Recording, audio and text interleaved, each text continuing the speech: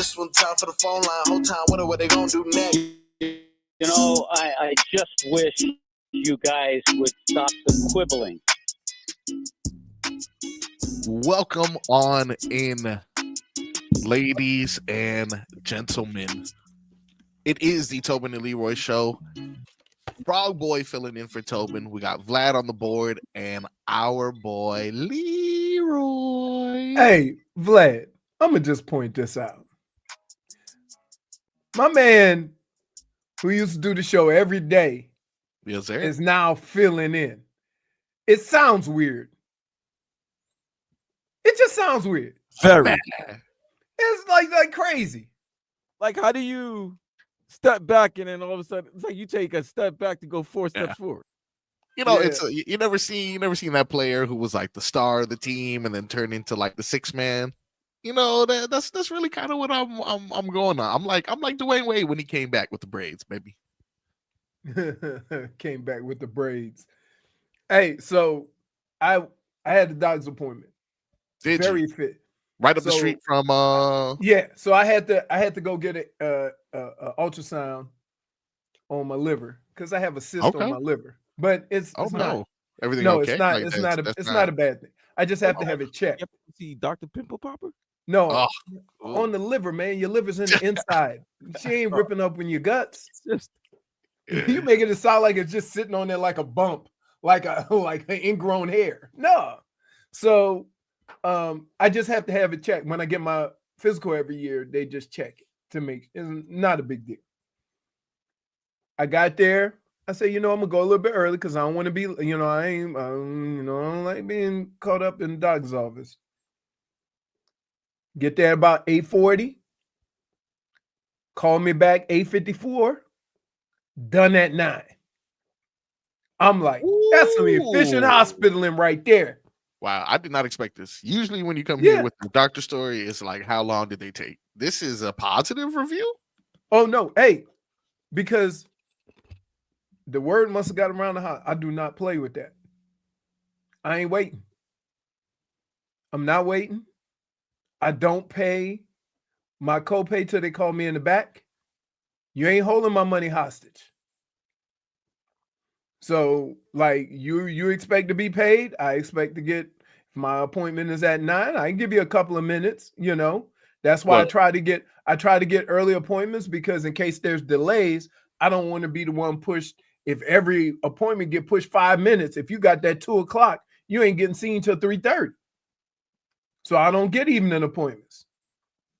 And then I went and got me a little smoothie at Smoothie King. And then I saw something that I want y'all to I'm going to tell you, and then I want your reaction. Smoothie King is selling something new. A new flavor. Of course, you're going to try it. No, I'm not.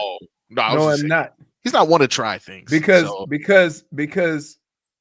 when I tell you what kind, you're going to understand.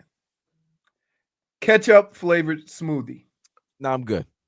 I said, do you get fries with that? Now I was thinking, if I had some fries and I dipped the fries in it, that would be like protein fries. Listen, I am one, no surprise here. I am one to dip a fry into a Frosty. So I'm not too much against That's what I'm saying. So the first thing came to mind was, is there ketchup? Is there fries? Do you get a fry with it? Just ketchup flavored. And Dr. Remlick said it best. What is this, Canada? What are we doing? Just adding ketchup to things? The ketchup chips are not that bad. To add it with dairy of any sort, tomato and dairy don't go. Am I wrong about that? Like, in what other instance does tomato and dairy mix? I don't know, but it's like they got their own. I don't know how to do it. I don't think they do it, dog. I don't think they do it.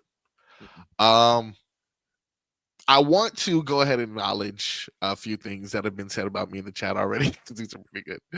Schmeathan has called me Fat McAfee, if I'm not mistaken, because I decided to show up to work today in a sleeveless tee.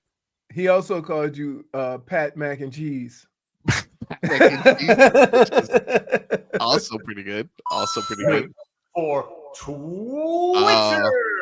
As you can hear, our boy Tobin is out. It's got a busy week. Show Pony Tobes here is, as you know, one of the voices of bare knuckle boxing, which not bare, what is it? Dirty boxing. There you go. Dirty boxing. Different promotion. Dirty Boxing 3 takes place this weekend. So I'm sure he's doing some stuff like that all week. He'll be back on Thursday. In the meantime, like I mentioned, got Vlad behind the board, Leroy, of course, and Figgy, who is kind enough to bless us with our in-studio presence today. Hello, Jennifer. Hello, Jennifer. Hello.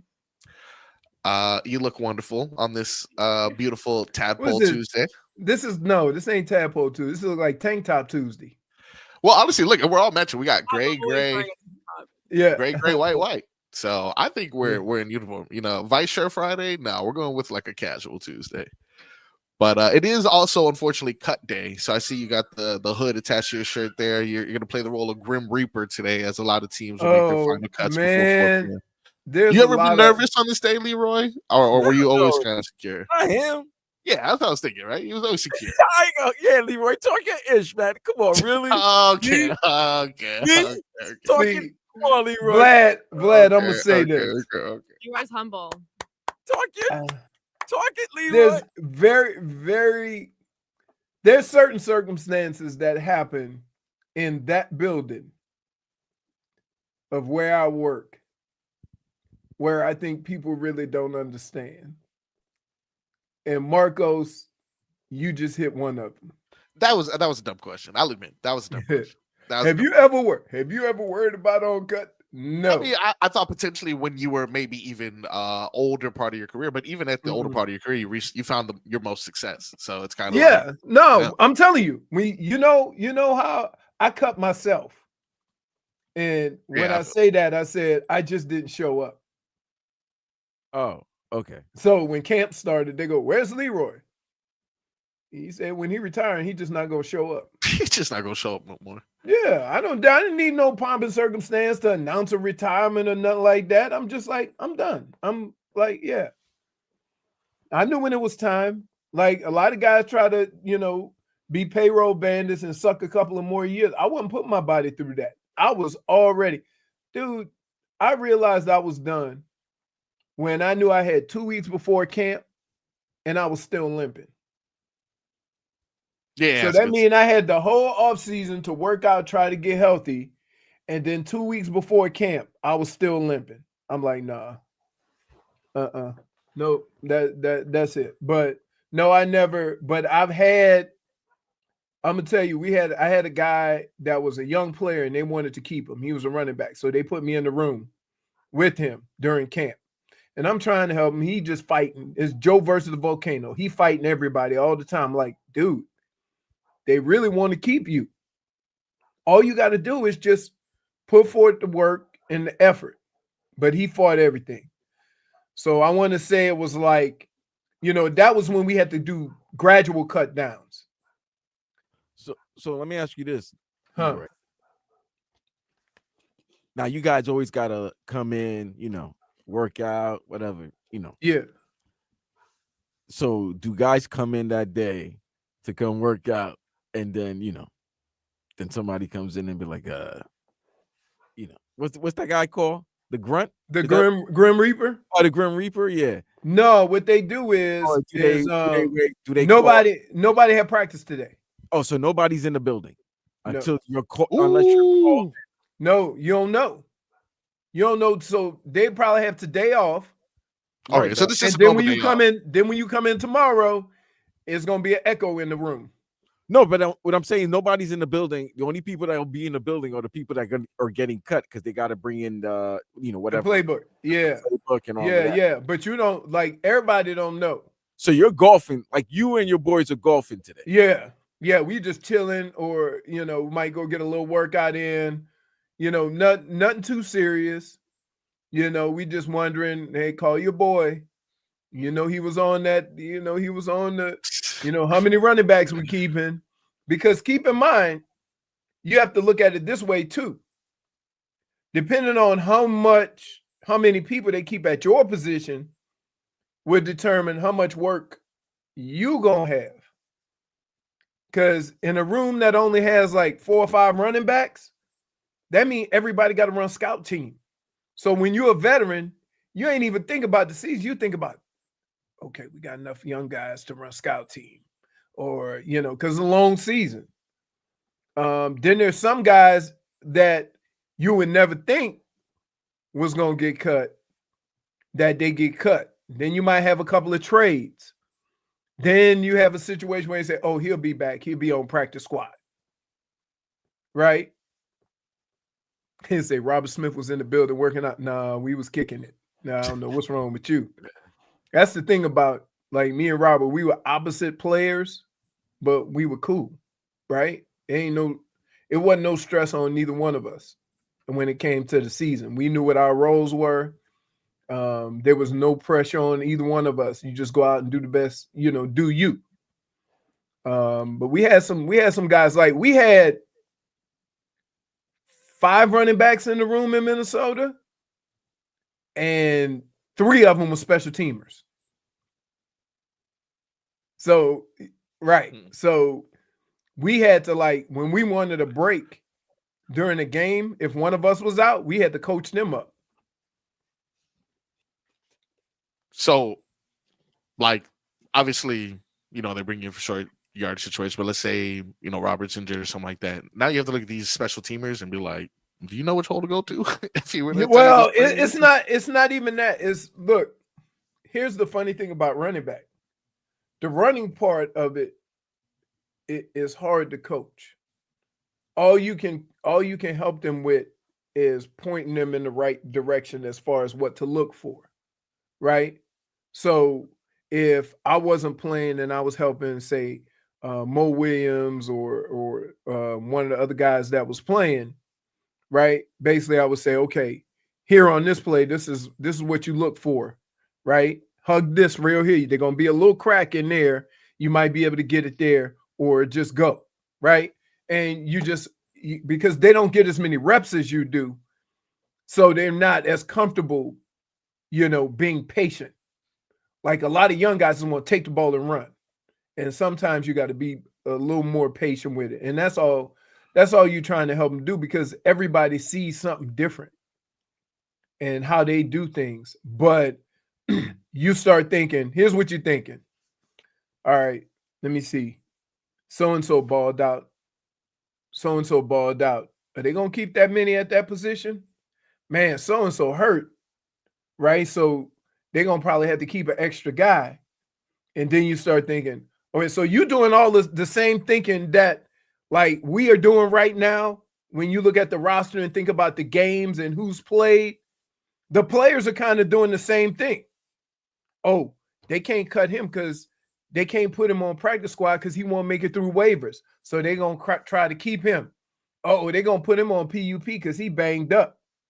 So you might have a situation, think of it this way. You might have a situation with the kicker, Sanders. If he's out 4 or 5 weeks, then you put him on injury reserve. He's out for the first 4 weeks. Then you bring in another guy. It might not even be a kicker. You see what I'm saying? They might try to say, okay, now we can carry an extra lineman, or we can carry an extra DB. They just signed what's the DB they signed? Rasul Douglas. Rasul Douglas. Yeah. So they signed Rasul Douglas. So he gonna need some time to get caught up, right? So you might have to keep another DB until he gets caught up. And there's probably there's probably players on other teams that they would like to sign on their roster. Yeah. So it's kept, but let's be clear. This is only happening for 10 to 15% of the roster. So all the stuff we talking about, this is only happening for maybe 5 to 10 guys. And so you thinking you had a 90-man roster. That's not even counting the guys you had on injury reserve or PUP or whatever. So say 95 guys. And all these conversations we just had are about 5 to 10 guys. And that's happening on every team. So it's chaotic for management and the coaching staff as they're meeting and going over all these lists of players that could be available. And they're going to be up until soon as 4 o'clock hit and everybody show their list.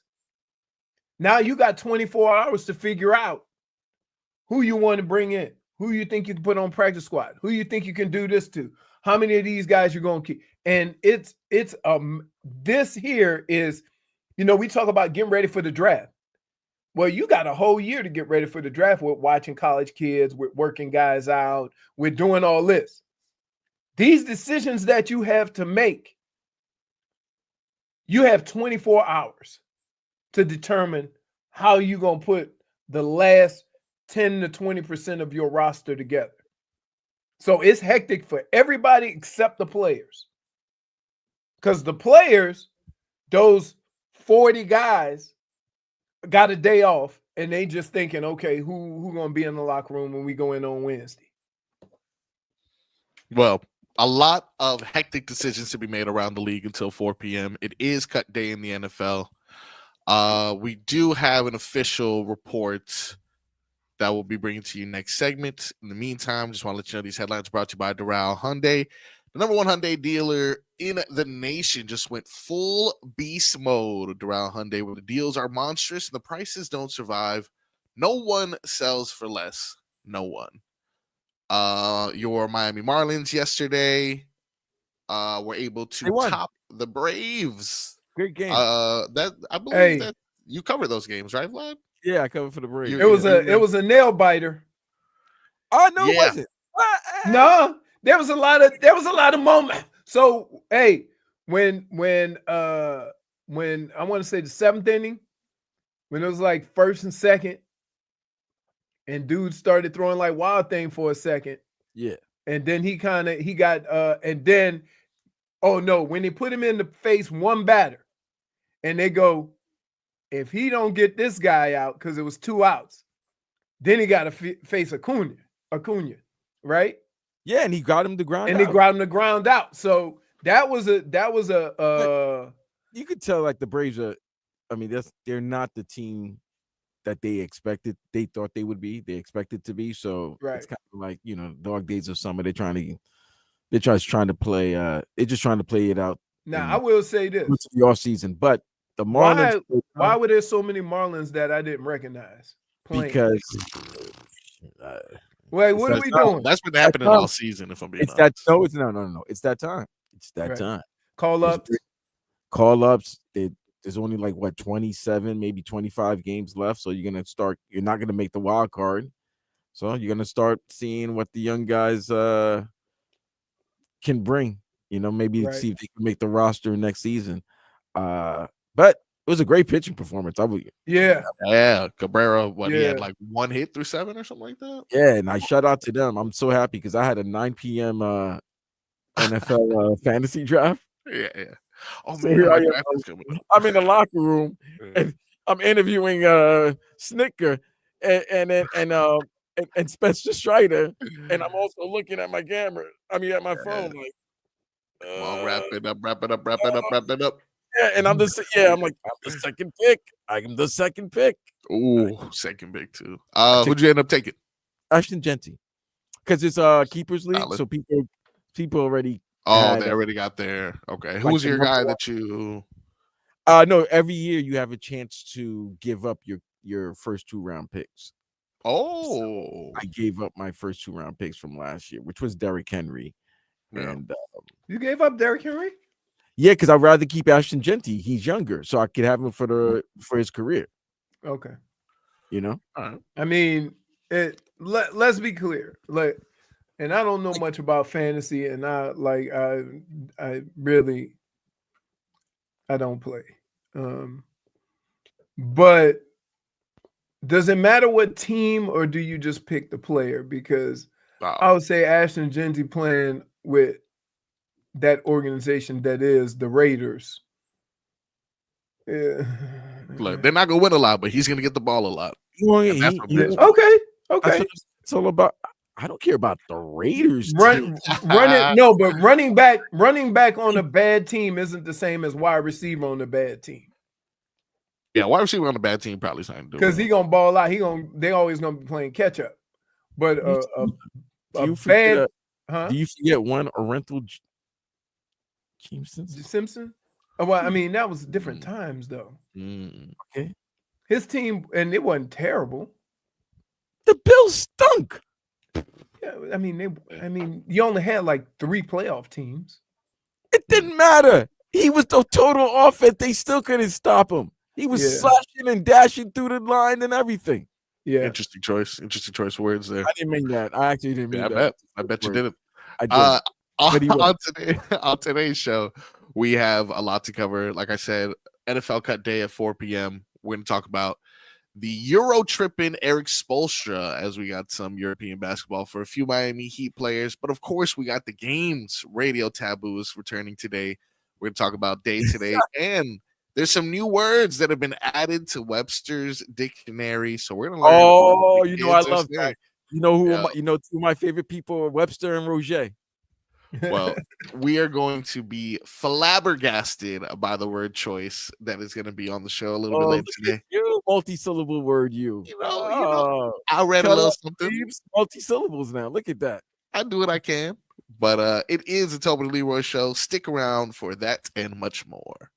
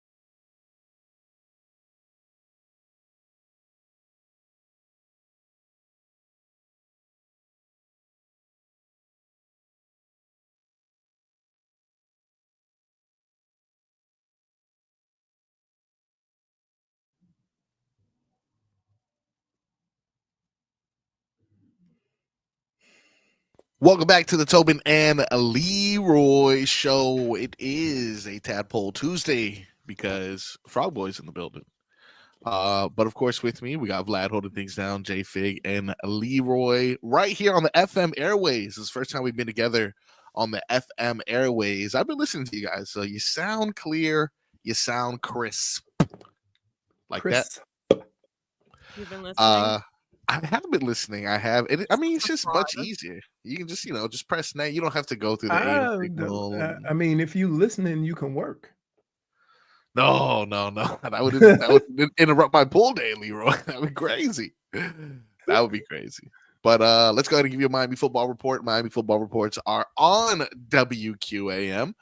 Are sponsored by Miami-Dade County Public Schools, technical colleges, MDCPS technical colleges offer over 60 affordable accredited programs, day or evening hands-on training aligned with local employers. Call 305-558-8000 or visit careerintheyear.com and launch your future today. A couple updates from cut day. Yesterday's most notable cuts, nothing necessarily to write home about. Mike Hilton, probably a name that people may recognize, and Pharaoh Brown at tight end. We did make some cuts to running back with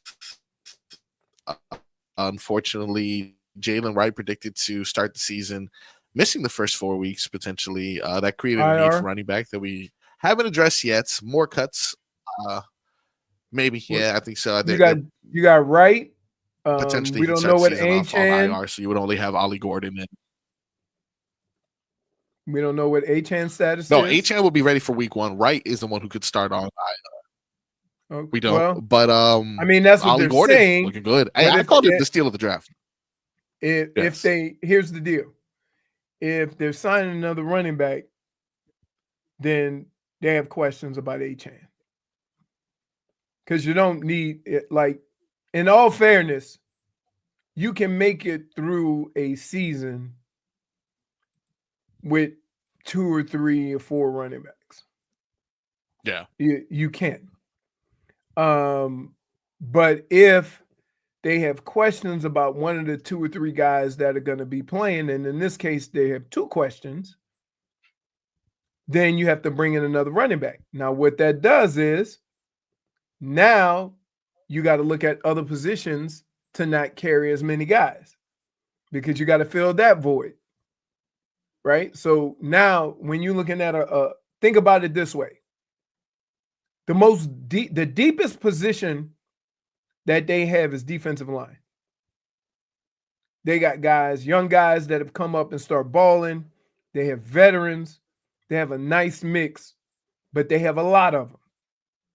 So when you're thinking about this, you say, maybe they work out a trade or something.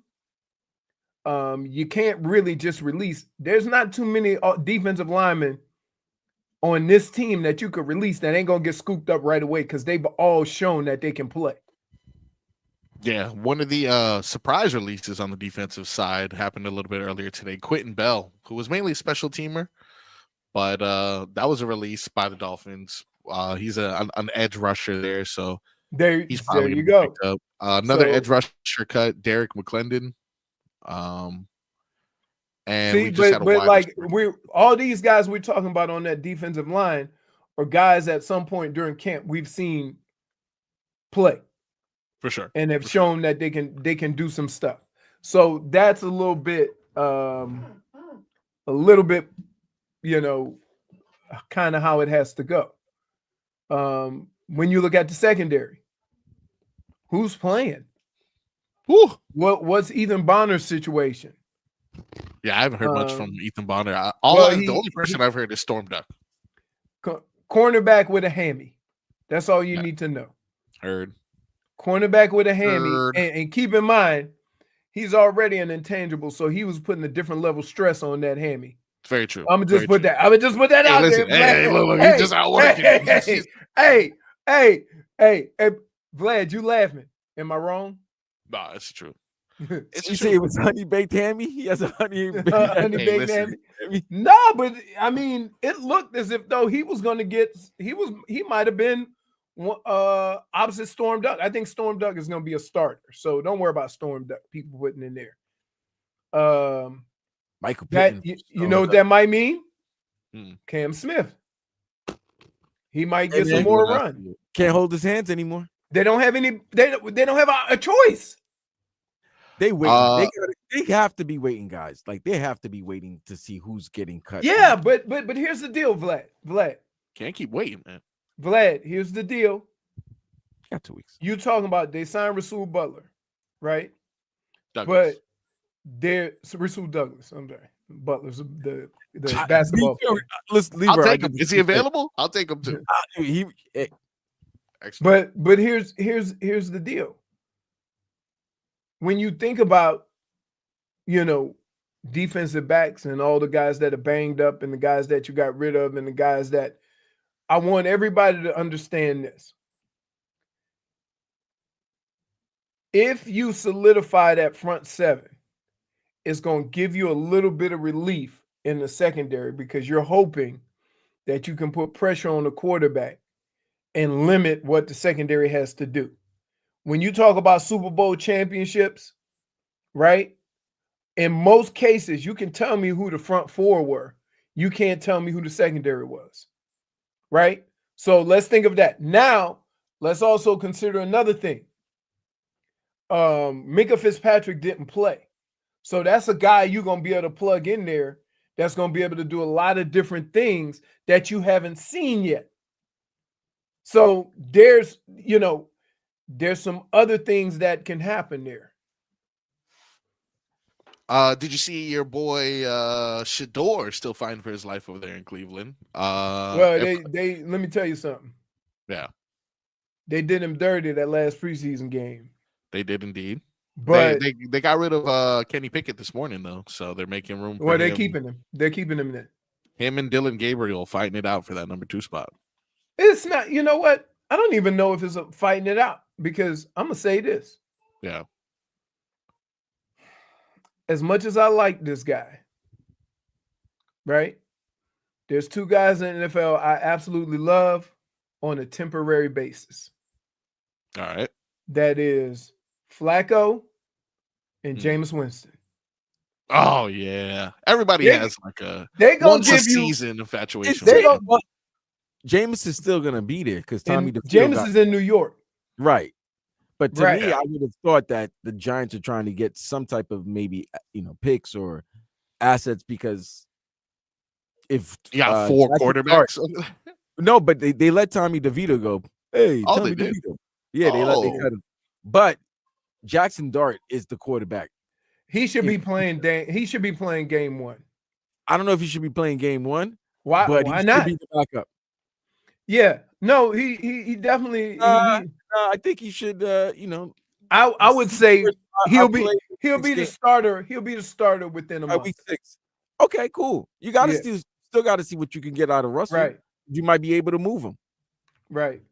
Yeah, Russ didn't have a bad season last year. He's not your answer for the future, but he didn't have a bad season last year. He didn't have a great season either.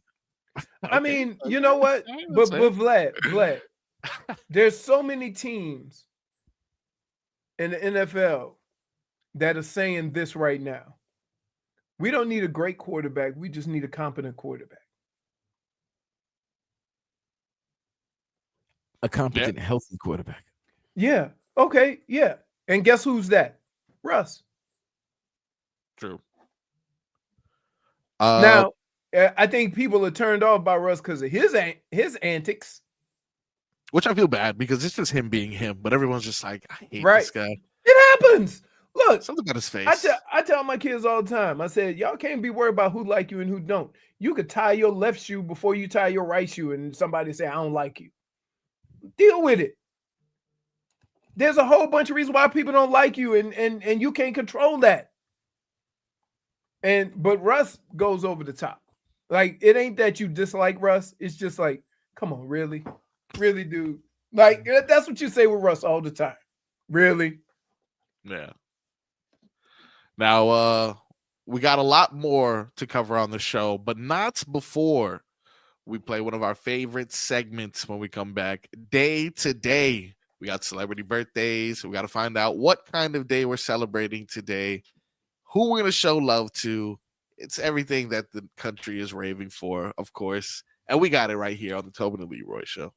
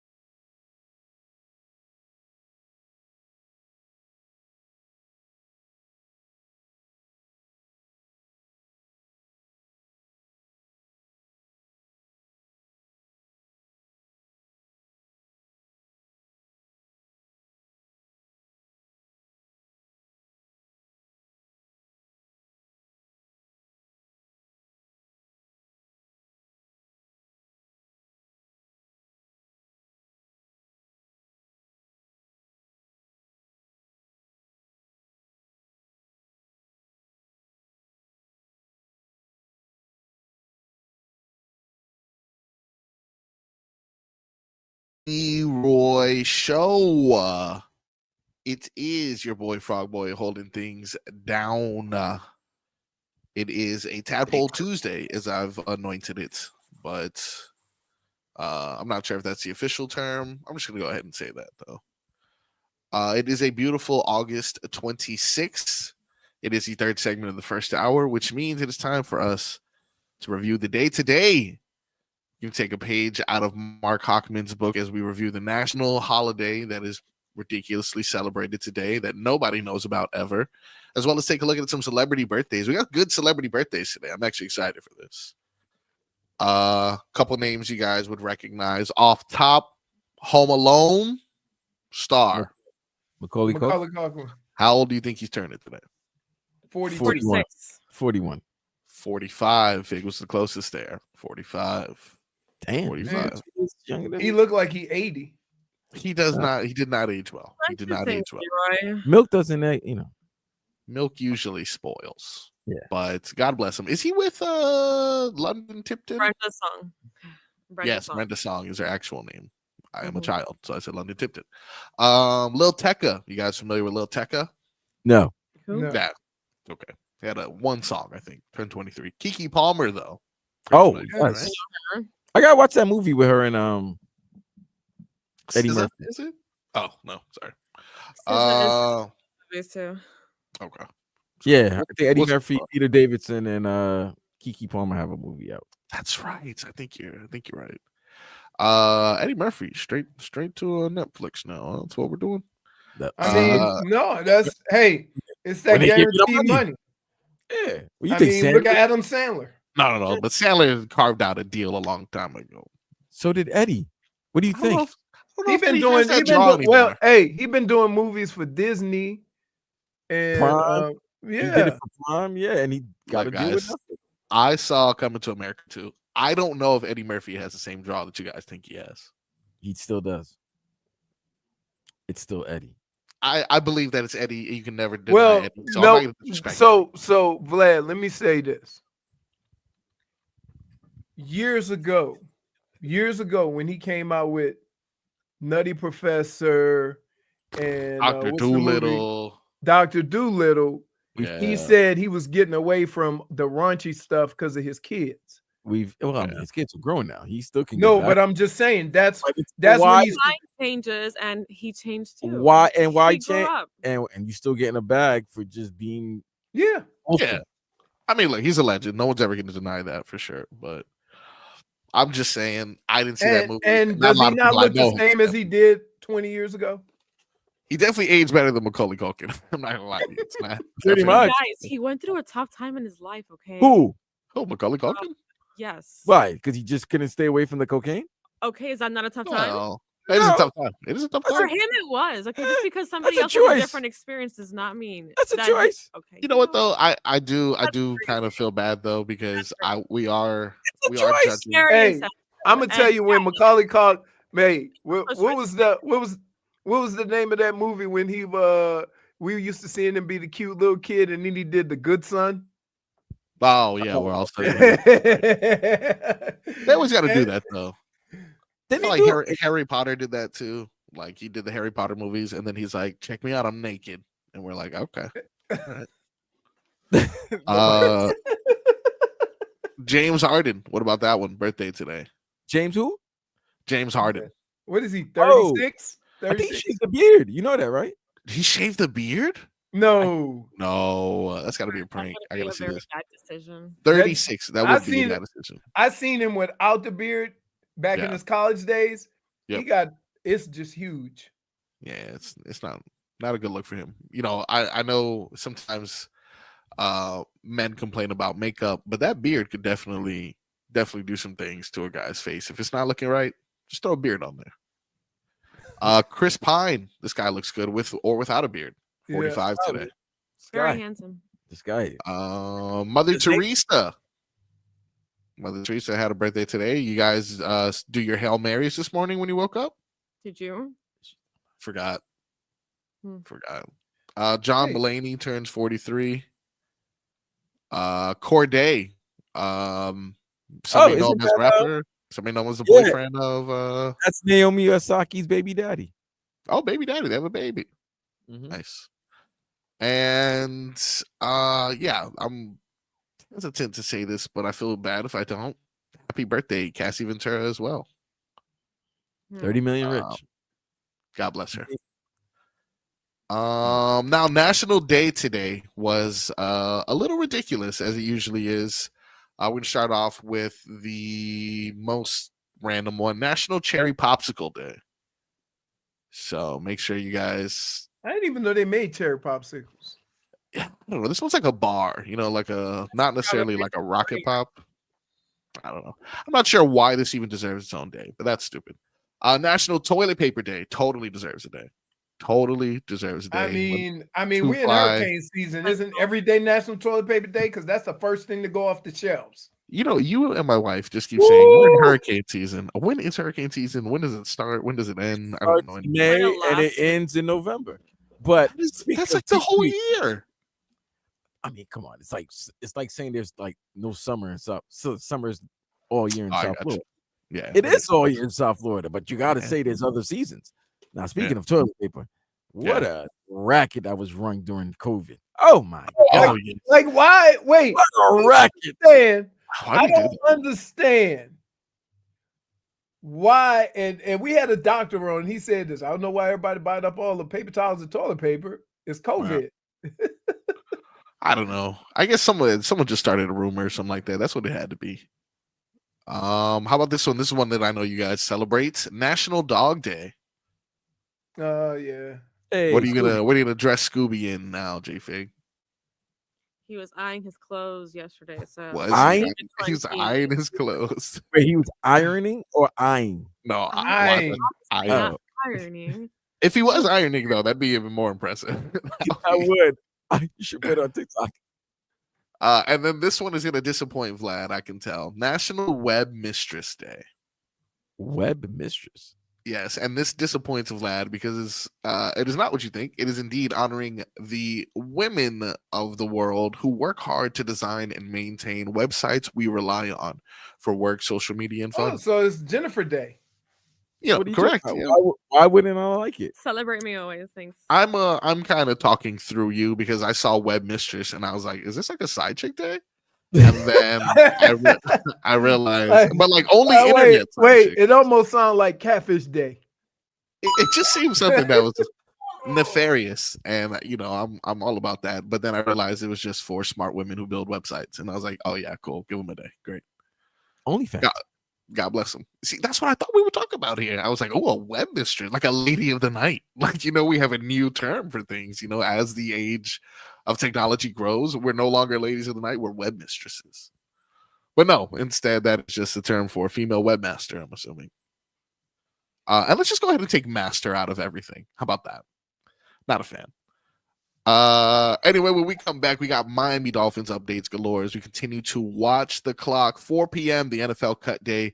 We got more games. We're gonna find out what the kids are saying. New words have been added to the dictionary, so we need to make sure that we are up to date with our vocabulary. And of course, the number one game that is sweeping the nation, Radio Taboo. That's and much more on the Tobin and Leroy Show.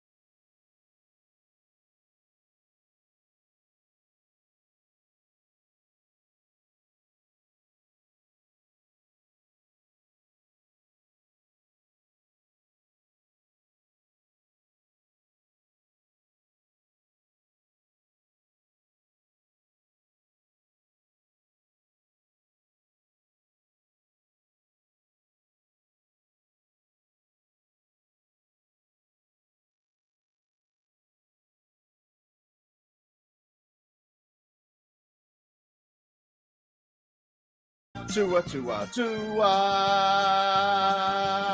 Tunga Valoa, not Tua Tagovailoa. A for effort, Dolphins quarterback. Tua. It's our Tua. It's our Tua. Tua. Tua. Can go to hell. Tua Valoa. Dolphins quarterback. Daddy loves you guys. Our Tua with Tobin and Leroy. Check the history of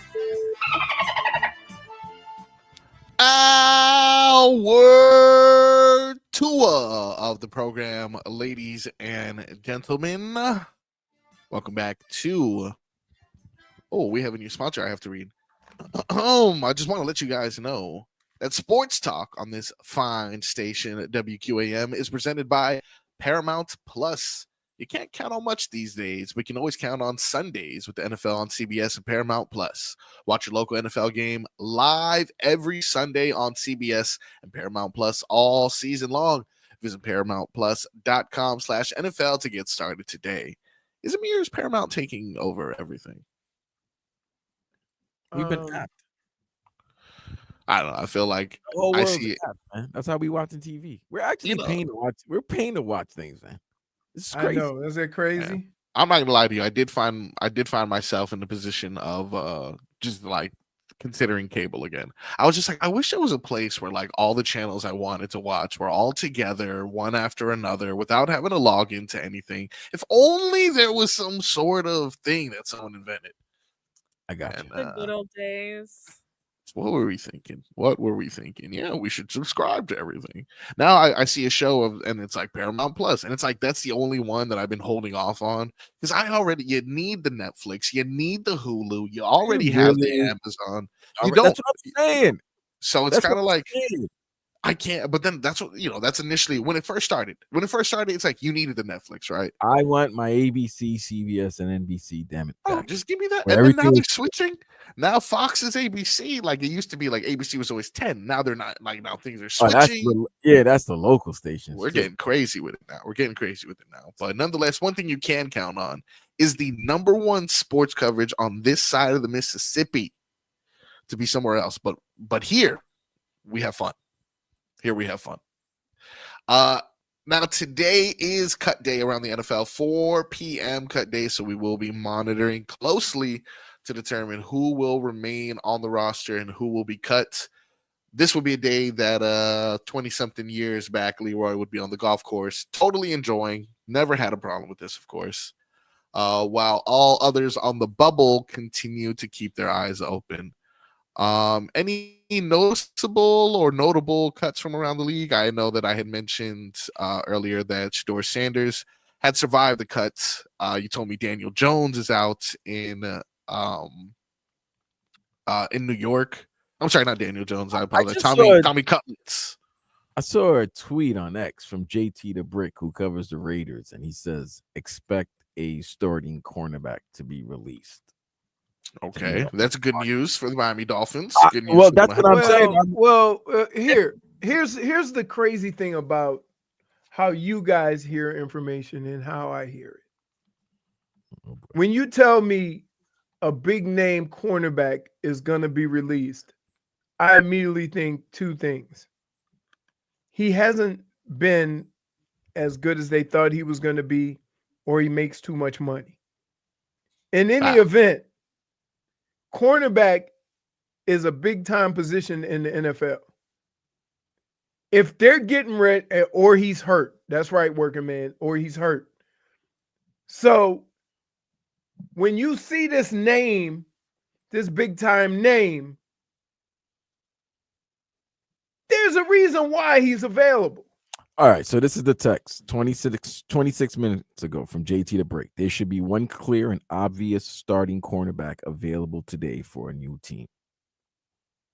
I like it.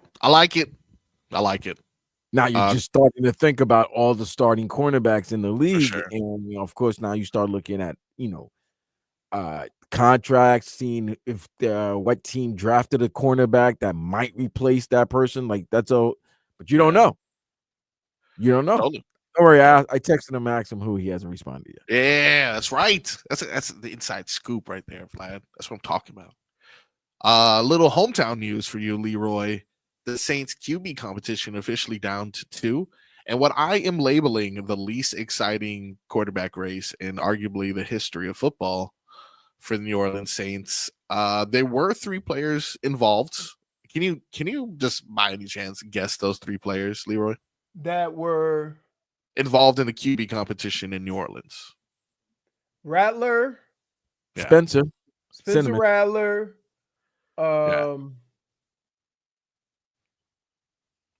that's it. That's probably best. What's his name?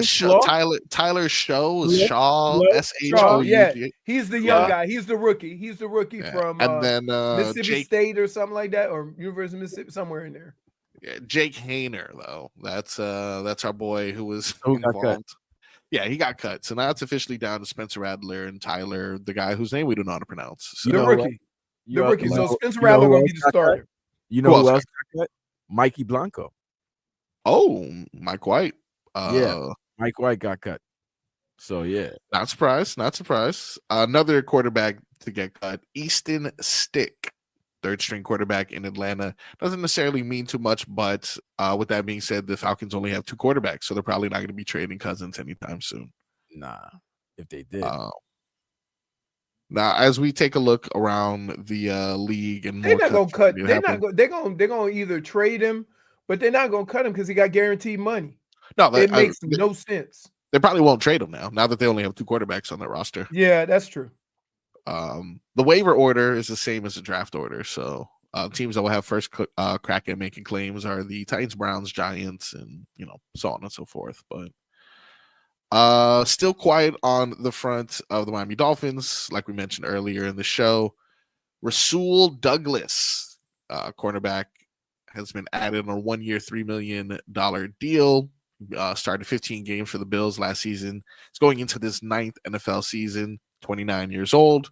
So this comes less than 24 hours after the Dolphins dump. Quarterback Mike Hilton. Yesterday, I as the reports of Jason Sanders' injury came out, I was listening, as I mentioned, on our new FM home 104.3, and I heard a fiery debate that I don't know if it really should have been that fiery.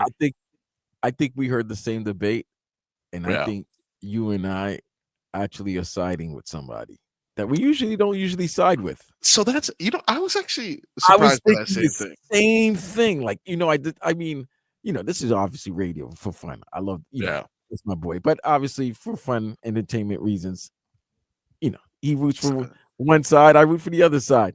So I never agree with Solana. Yesterday, Solana's point was with the injury of Jason Sanders, they were discussing just how vital he is to the team.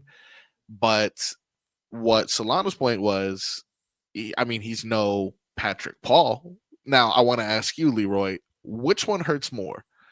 An injury to Patrick Paul or an injury to Jason Sanders? And then we're talking about the same timeline, maybe about 4 to 5 weeks.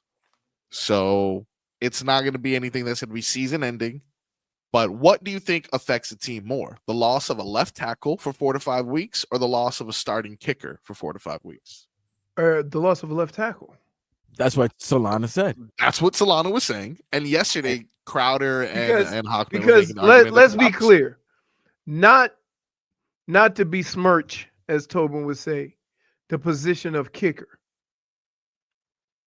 But there's a lot of talented kickers out there that can hold it down for a couple of weeks. We've seen firsthand what happens when you got to play, let's find a left tackle, when our left tackle was out the last couple of years. And it hasn't been pretty. So here's the other thing. Who is the most important position as far as health on this team? Tua. Cool. Quarterback. Tua. Who protects that more? The kicker or the left tackle? Hey, I think the argument is there. All situations start there. Right? Yeah. Hey, look, guess what? We live in a world now where so many people are going for it on fourth down. You can avoid the kicker. Here's the thing. You can get a kicker at any time, though, Marcos. That's what I'm saying. Like, that's what I'm saying. Like, you can get if your offense is okay or even decent, they can get to whatever the marker is or the limit is for that kicker. So if the kicker can't go right, like if the kicker can't kick past 50 yards, all right, cool. Let's get as close to the 28-yard line or 25-yard line so he can get a 42-yard field goal kick. You can't lose a left tackle, or in Dolphins' case, you don't want to lose a right tackle because that's to his blindside. You can't lose line players. Vlad, tell me if you agree with this, because a lot of people in the chat, well, a couple people in the chat, not a lot necessarily, are attempting to get the specifics of yesterday's debate that they were having. No, somebody said no. Solana said Jason Sanders is easily replaceable. So that was part of his argument that I can agree that maybe that was a little bit. But trying to say a field goal kicker is easily replaceable than a starting left tackle in the NFL. For sure, exactly. I can get some. There are many kickers. Okay, there are many kickers, and Jason Sanders is one of the best kickers in the league. That is correct. We're not saying we're from not 50 plus. We're not taking that away from him. But if you had an injury for a couple of weeks or 2 to 3 weeks, yes, even though a field goal kick, a game-winning field goal, he can miss it. But that can happen to anybody. You know what I'm saying? That can happen to any field goal kicker. You lose a left tackle, starting left tackle, like Patrick Paul, who's showing promise and everything like that. That can mess up your whole season. That messes up your continuity with your offensive line. That messes up the continuity of your whole offense. Kicker you got to get the kicker to the point for him to be useful. You understand what I mean? Yeah, like the offense has got to mature, got to get down the field for that kicker to be useful. For the kicker to be a part of the team, for the kicker to have any impact. So no, you can't lose a tackle. And I got what they were saying. Jason Sanders is one of the best kickers in the league. Yes, he's one of the best 32. He's in the top 10 probably. But I'd rather I could go without a top 10 kicker. Think about this. Without a top 10 kicker. Think about this. I can avoid using the kicker. I can't avoid using the left tackle. And that's all you have to. I can game plan around. Once I get inside the 50, right? I can say our kicker can only kick a 40-yard field goal, and I'm going to run offense accordingly.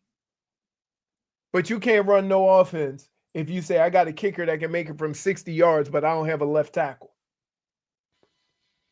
Now, I understand the arguments that were made because I remember Hockman saying that Patrick Paul hasn't necessarily proven himself as a starting caliber tackle, and Jason Sanders has already proven himself to be a top 10 kicker. Don't matter okay, let's look at it from this standpoint. Take Patrick Paul out the way. How many football plays? How many plays is said player on the field? Yeah. That's all you need to look at. About 40 snaps worth of difference there at least. That minimum. But right, take away Patrick Paul. Say this was last season, right? It was Teron Armstead. Who would you rather go a couple of weeks without? There, the argument is easy though, because it becomes obviously you need Teron Armstead, and you know that. The thing that I think Hockman and Crowder were kind of like preying on is the fact that Patrick Paul is unproven. I get that, but I think he's good, but I don't know. But what Solana was trying to say is that you can get a kicker for 3 to 4 weeks. However, who was that guy who was camping outside of the stadium? Is he still available? I'm sure he was a punter. Dude, that's how many times, bro. As a matter of fact, the Dolphins lost a chance to go to the playoffs to the Jets in a regular season finale when the Jets lost their kicker and like they had to sign Raul Allegre like on Thursday off the streets, and he came in and kicked the game-winning field goal. So it's like you can find somebody, you can find kickers. You know, you can't find left tackles like that. I'm sorry, you can't. You can't. And this is not insulting Jason Sanders, but I can find a kicker to give me if I give him 40 yards. Yeah, for sure. All good and everything. I can find a kicker. In fact, I could call 20 guys right now and have kicker tryout, and you're going to be able to find a decent kicker, right? Yeah. I could have 200 left tackles come out, and there might not be one that could sniff Patrick Paul because he'd already be on the roster. Yeah. That is and that was my point with, like, when we talk about the secondary and stuff like that. The front seven is going to help with your inefficiencies in the secondary, right? But if you don't have a pass rush, that secondary gets more exposed. So we saw all the situations last year when the D-line didn't get there and whoever the quarterback was had all day to pat the ball, you can't cover that long. So while we sitting here talking about cornerbacks and secondary, we don't have a lot of depth there, right? What I would say is that you don't have to be great if your front seven is getting pressure on the quarterback. You can be average. But if you had 4 great defensive backs and no pass rush, you would still look average. So while we sitting here pointing at positions, just like we doing with kicker, right? You got to understand how football is played and where the importance of these guys are. Remember, everybody said running back was a lost art because of the importance we put on offensive linemen the last 10, 15 years and how much money the offensive linemen are getting paid. We just made the assumption that anybody could run behind them, and it wasn't important to get them until Derrick Henry, Saquon Barkley, Bijan Robinson, till you start getting these elite running backs, and now that's starting to change again. A couple other news that I didn't mention earlier as we continue to unpack. Date South says there's always a Borregales out there. He's right. He's right. Yeah. As we continue to unpack cut day in the NFL, it is the end of an era for the Miami Dolphins as Erik Ezukanma has been released. No more training camp Jerry Rice. Come on, no more training camp Jerry Rice. TCJR. As the connection of Skylar Thompson to Eazy E will go down as one of the greatest to never do it. Era. What an era indeed. You can add that one to the list. And I mean era ERROR.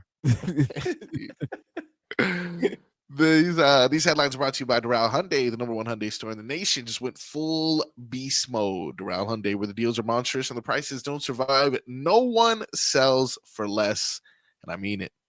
No one. We've been talking a lot Miami Dolphins, and we will continue to talk NFL as we have 15 minutes of Game Day Uncensored next. 104.3 FM.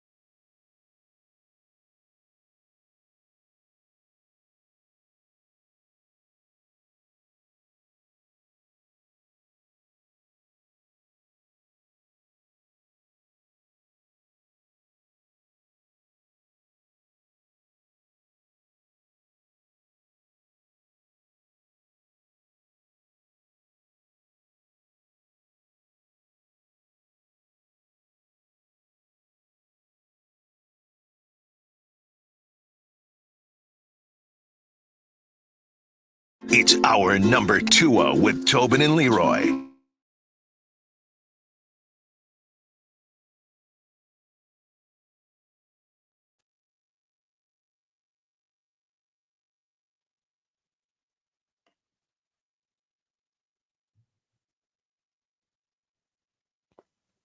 Welcome back to the Tobin and Leroy show. We're live. I think people in the chat are getting a little carried away. Is that we're, dismissing the importance of having a good kicker? No, we're not. But when you lose that good kicker, when it comes to replacing players, kicker is probably the easiest to replace. And so that's kind of the conversation we're having. Nobody is dismissing how good of a kicker Jason Sanders is, but he's going to be out for a while. And when you think of all the positions that you have, if I take all other 22 players on the field and list them according to how difficult it would be to just randomly replace them, kicker and punter are the easiest. It's not taken away from how important Jason Sanders is. It's just saying that I can go pick up or have a tryout for a kicker and get by for a few weeks with a kicker or a punter. They don't have to learn offense.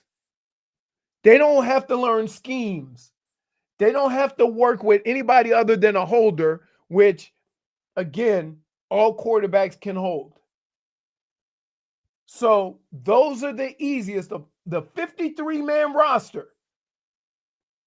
The easiest guys to replace would be the kicker and the punter. That's all we're saying.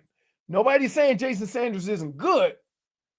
But what we're saying is, and with all these conversations, that especially the way offenses are run now with everybody going for it on fourth down, that is the one position on a football team that becomes easiest to replace if your stud gets hurt. Now, this may take it to the extreme, but I'm doing my best to explain this in a way that doesn't make me sound like an idiot, even though it may. To the extreme level, let's say we take out the left tackle, right? Remove him from the field. Now we're playing 11 on 10 football. You will not win that game at all. You will not win that game. You remove the kicker from the field and say you don't have a kicker. No kicker. You still have a chance to win. That's what I'm saying. You remove him from the field, there is no chance you are scoring. Games where teams haven't had a kicker or the kicker gets hurt, they go for 2-point conversions every week. Yes, all the time. All the time. Obviously, we would prefer to have Olindo Mate back there, or Adam Vinatieri, or Sebastian Janikowski, whoever you want to name. We would love to have them back there. But let's just say we didn't, like Leroy says, not to disparage them, but they are the most easily replaceable. I'm just looking at it this way. If this week coming up, week one coming up, if one of your offensive linemen got hurt and your kicker got hurt, you're probably more worrisome. You're probably more worried lineman that the offensive lineman got hurt. Yeah, because whether it's a week or 4 to 5, you're still gonna be more worried about the guy that is very vital to the offense, the continuity. Well, he got to, first of all, if you sign another guy and you trade for a guy that you feel is equal to him, right? He's still got to learn the offense. He's still got to learn to work with the center and the tackle next to him, right? So that's the crazy thing about it is you can pick up a kicker. He can be decent. He ain't got to learn no offense. We are back on this one, Solana. Shocking. We are continuing to break. Yeah, right, that is shocking. We are continuing to break down. If you want to sound smart, start wearing a shirt with sleeves. That's great, guys. That's great. We're continuing to break down the Miami Dolphins, as they continue to make their cuts, a couple other cuts to name. Grayson Murphy has just been cut. Sources say that the Dolphins want him on practice squad if he clears waivers. Dolphins released wide receiver Andrew Armstrong, who led the SEC last year. Can I just say this? Yes. Of all the names that the Dolphins have released to this point, we have not heard their name one time. Yeah. In any game in the preseason. For sure. I would say that those releases are nominal, right? Yeah, for sure. Right. There's never been there's no guy that you say, oh, he was balling during camp. I can't believe they released him. Let me know when they say that. Well, interestingly enough, there is a tweet going around by C. Clancy, who I'm not sure if this is a reputable source or not, but I'm going to go ahead and read it because in relation to Tom, I'm going to ask him. The Dolphins, who desperately need offensive tackle help, should be all over Issa Pohl, who was just cut by, that sounds like a fake name, who was just cut by the Chiefs, and Brant Banks, who was just cut by the Packers. Both had very strong camps and preseasons. Now, if they had such a strong camp or preseason, maybe they'd be on a roster. One could easily say, here, let me say this. Okay. The players who were cut from the teams that weren't good last year, right? There's a certain level. The players that were cut from a team that went to the Super Bowl, there's a certain level. So the Super Bowl champs or the AFC representatives, their crumbs could feed the lower levels, right? It's like, here's what I would say it this way. I was very fortunate when I got moved or released or whatever you want to call it by the Ravens, right? To end up on one team that went to the NFC Championship that year and another team that 2 years later went 15-1. And so what I would say is that's some bad organization right there, because you letting good talent go and other teams that are doing well pick up that talent. You see what I'm saying? That's bad on you. So I experienced that and I was like, wow. And when I left, I was like, wow, we rebuilding right now and I ain't even good enough to make this team. My career might be over. So let's be clear. Like when you have an offensive line, so think about this.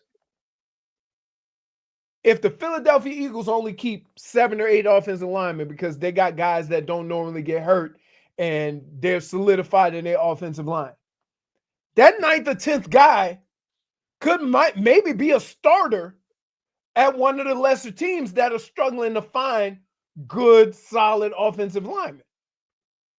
So it's not terrible that when you say, oh, the Kansas City Chiefs cut 2 guys that were good, but not good enough to make that team. You see what I'm saying? There's a big difference. Yeah, for sure. There's levels to this.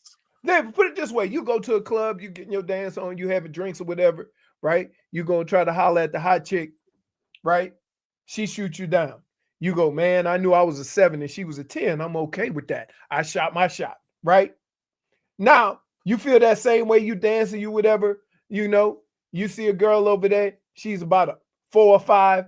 You go holler at her, see what's up, chit chat or whatever. She go, no, thank you. You get shot down by a 4. Now you thinking, am I really a 7 or am I a 2? See what I'm saying? Yeah, absolutely. So it's the same thing in football when you like as a player. You know, Leroy, you're always a 10. Well, as a player, dude, I'm telling you, as a player, when you get cut by a bad team, you like thinking, damn, this is the bottom of the barrel. So, ego gets crushed. Huh? That's all.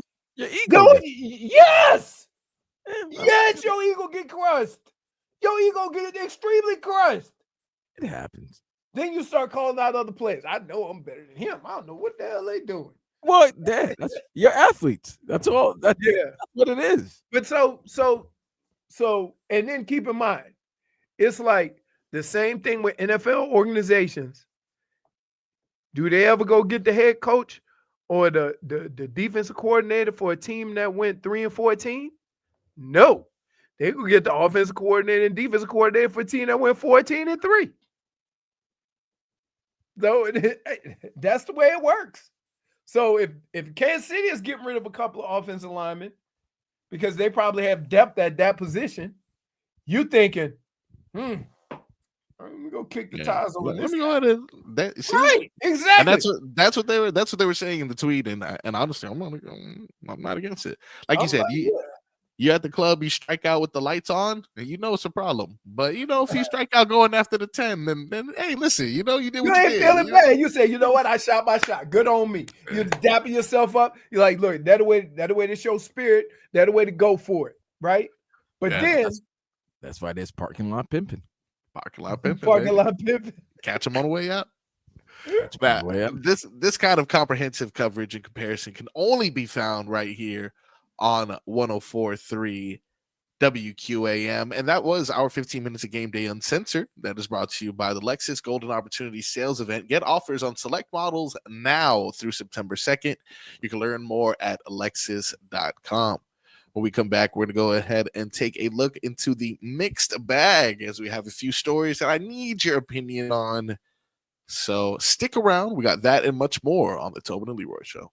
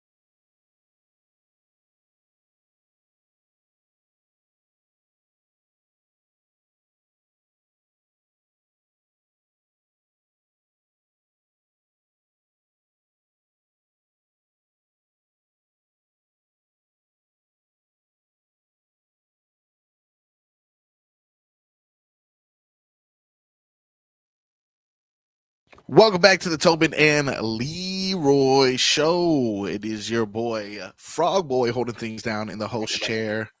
Show Pony, out today, out tomorrow. Will return on Thursday and then out on Friday. Very strange, but nonetheless, we love him and we'll take him any opportunity we can get as a host of this show. See, I was able to get to that before Vlad hit me with a pause. I had to say host of the show. You feel me? I had to say that. I had to finish that sentence real quick. Come on. We do have an action-packed show as we continue, though, but we're going to step into the Marcos mixed bag here. So I have a few stories I wanted to run by you guys and get your opinion on it. This one may hit a little close to home to Figgy here, as it has to do with the Prince of Darkness himself. You're trying to make me cry right now. No, but this may make you a little bit angry, as it made Kelly Osbourne, daughter of the Prince of Darkness. Okay. I apologize. Very upset. Recently, WWE was in the. This was last night. Monday Night Raw. Duh, what the hell? I lose track of the days. I apologize. They were in Ozzy Osbourne's hometown, which I had no clue was apparently Birmingham. I thought Birmingham only existed in Alabama. No, there's one in England. Apparently there's well, you can't. -1. I mean, look, that's just typical American ignorance. From Alabama. No, he's just saying the only. I didn't know there was a Birmingham. Yes, I'm not gonna knock him for not knowing there was a Birmingham in England. Did you know there was a Birmingham in England? Yes, I did. I did, but I'm not knocking you. Everyone knows, apparently. I mean, but see, I stay in one pond at a time, baby. I don't go over the pond. You know, you didn't go to the English pond. So, anyway, Becky Lynch, known as the Man. I like her personally. You're a fan of WWE as well. What is your opinion on Becky Lynch? Respectable, Vlad, or who cares? No, I like Becky. I just some of the things with the character. I don't like the Man. There's only one man. Pause. But Ric Flair's the Man. But she took that. That's fair. Yeah, there was a whole thing about that. I like her heel character. So, but when you're a heel, you're gonna say things that might offend people. What did Becky have to say, huh? Oh, well, I like Becky. JFig go after Becky. The way she addressed the crowd yesterday, she continued to play into the heel role. She said the only good thing that came out of here, of course, referring to Birmingham, London, or England, I don't know, you get it. The only good thing that came out of here died a month ago.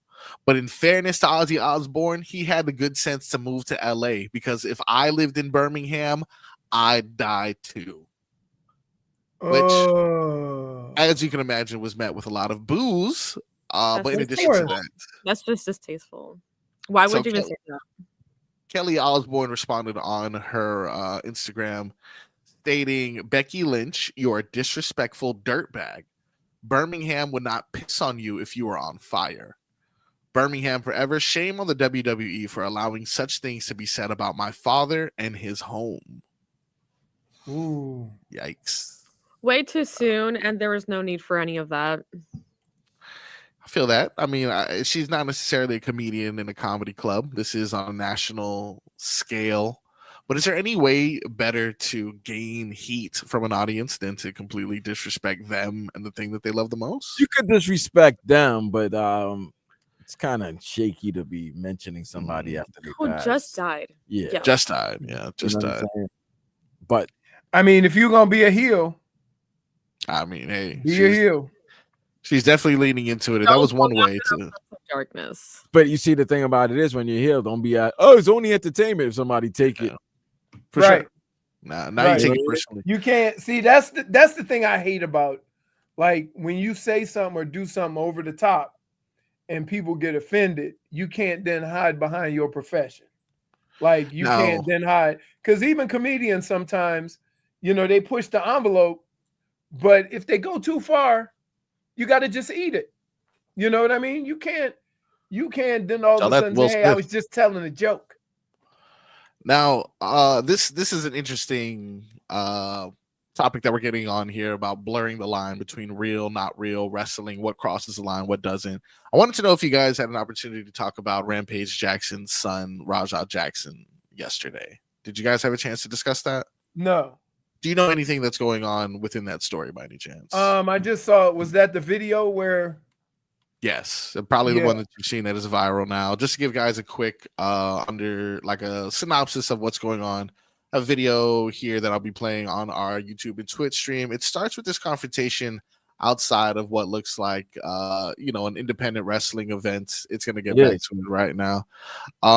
Based off what I'm understanding, this confrontation between the man known as Psycho Stu and Rampage Jackson's son here, Rajah, was supposed to be a work of some sort. So Rajah has a stream on Kick, right? On Kick, I believe. So he was doing a live stream, and at first, I think the wrestler had stepped up to him, and he had thought he was part of the, you know what I'm saying? Thought he was part of the promotion. So you hit him, as you can see here. Right, part of the entertainment for the night. So, he stepped up to him and everything. Then later found out that he wasn't really part of it. Apologized to Rajah. Then, during the apology, they said, hey, let's try to work that back in the ring. And in the ring, since the wrestler had hit Rajah in wrestling term was going to get his receipts, basically get your lick back. Now the video gets pretty not his bad, lick back, but the lick back was pretty violent. And don't know if it was equal necessarily. No, it wasn't equal, and he didn't. And the other thing about it is, I believe Rajah was also I think he's a UFC fight, MMA fighter or something to that effect. Yeah, absolutely. He just came out of a concussion, so he might not, his head might not be right, coming concussion and everything like that. But it was a nasty situation. Now, I think the WWE has nixed all ties with that promotion. Now, the idea that someone whose father is named Rampage would do something that's crazy is not necessarily the shock. It just was understanding what was real. It seemed like this was something that just completely went off the rails. And unfortunately now, Rampage Jackson, according to TMZ Sports, is receiving death threats over his son's actions. And he's making it clear that obviously he wants those to stop. And he stated that his inboxes and social media pages have been a cesspool since last Saturday. There's a lot of racist people giving me death threats and stuff like that, Rampage told. Well, there's reasons for that. Because he was they were, it was a live stream with Kick. So both he and his were live streaming. And he was the one that it was instigating, if you want to say.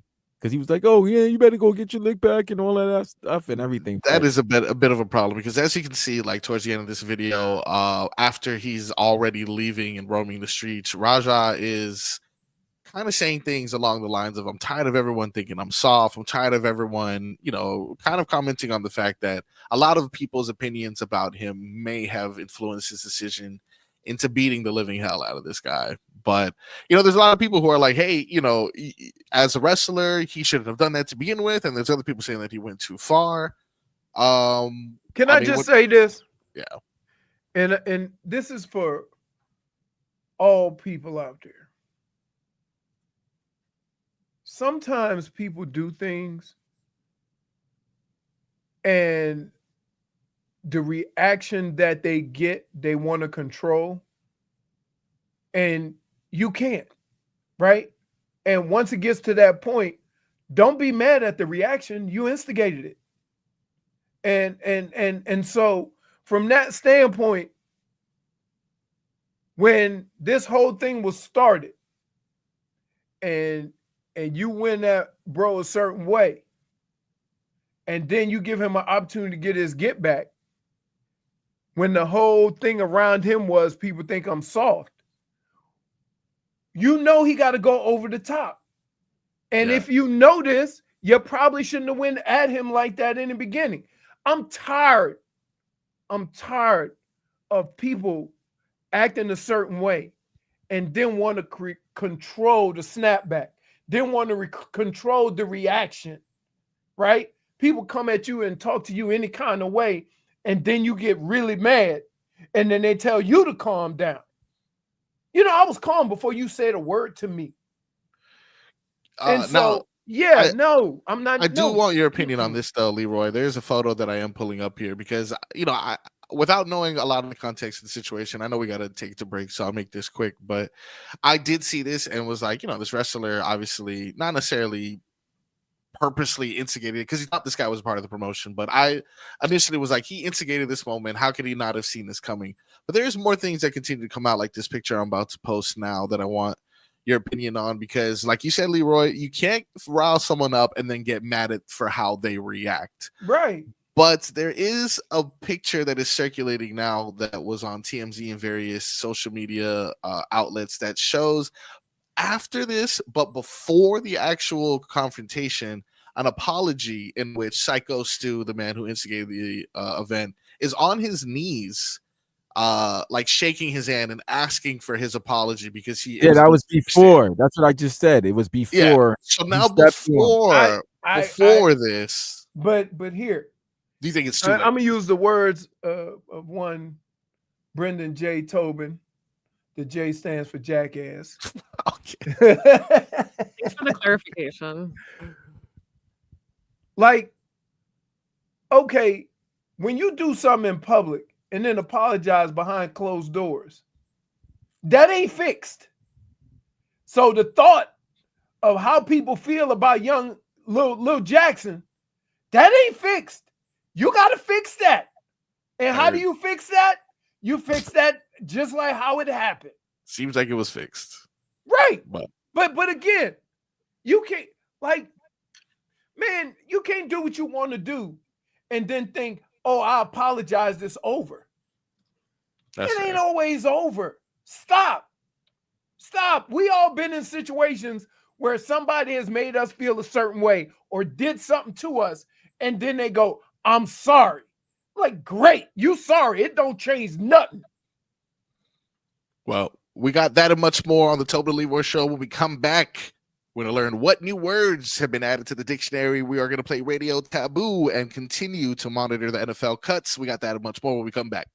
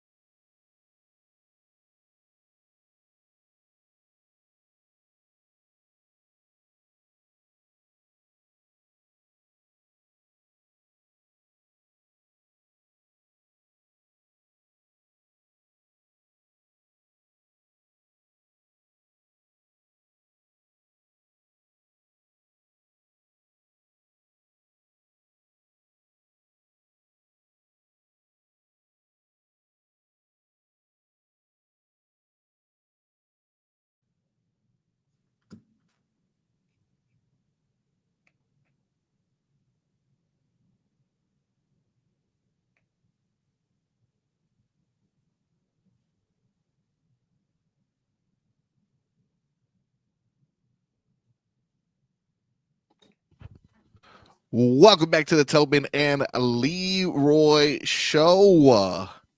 It is your boy, Frog Boy, holding things down on a lovely Tuesday.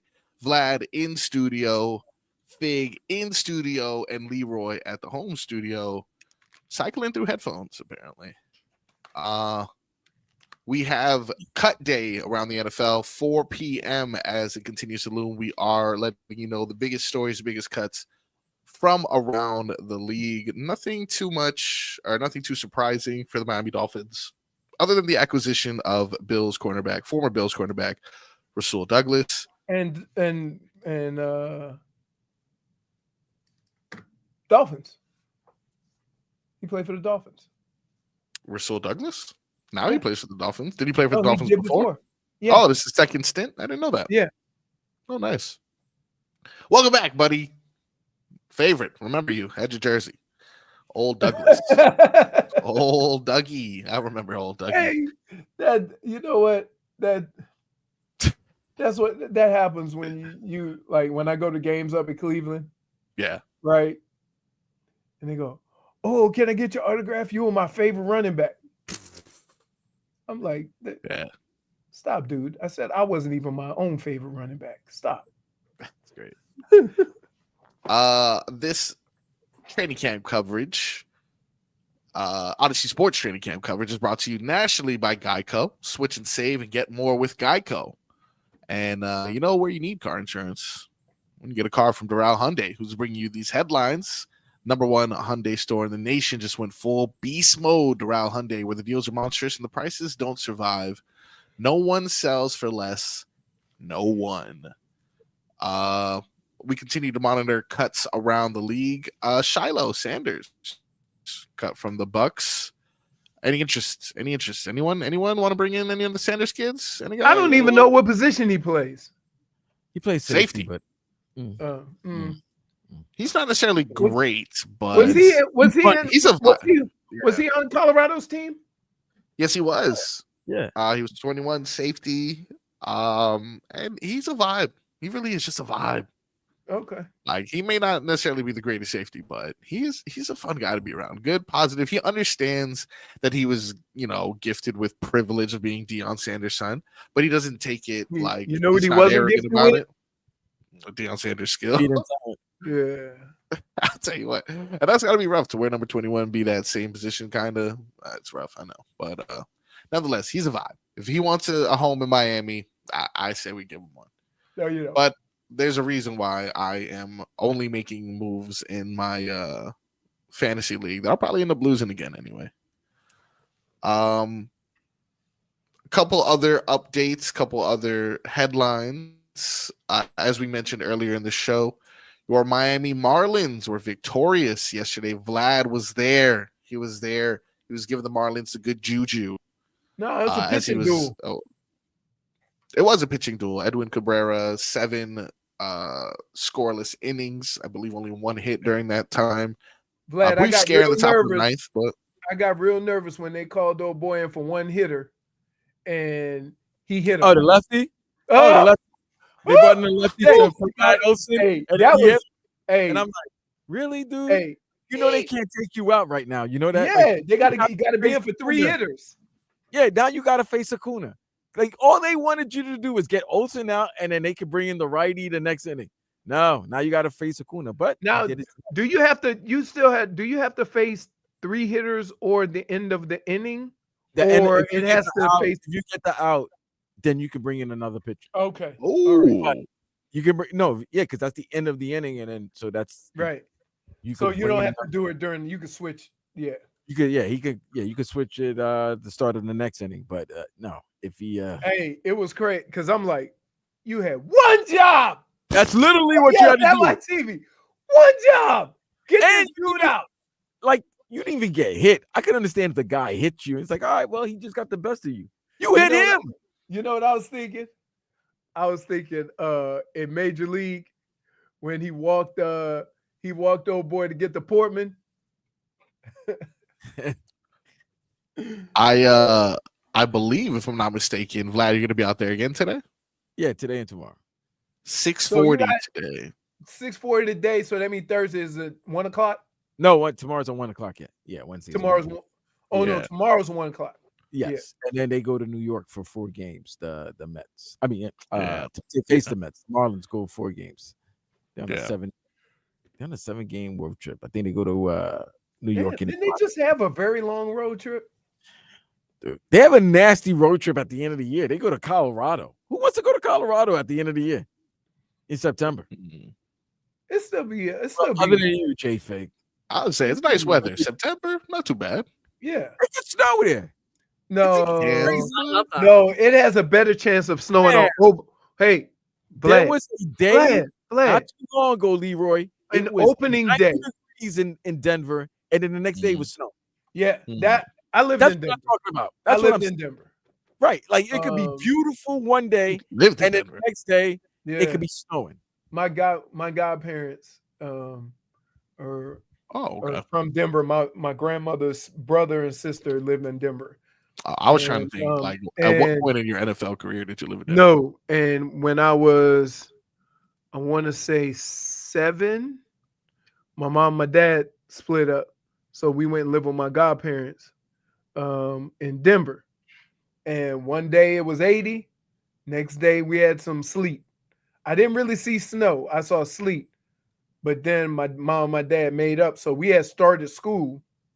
They made up, and then my sister was born. Look at that. They said your shoulder pads were a mile high. That's a point. Wow. That is a point indeed. Witcher. That was unnecessary. We are continuing to keep track of cuts that are happening around the league. Miami Dolphins release impressive rookie safety John Saunders Jr. I had mentioned earlier before that they had released Andrew Armstrong, who led the SEC in receiving yards and receptions last year. But again, no surprises in regards to no major cuts, no shocking trades.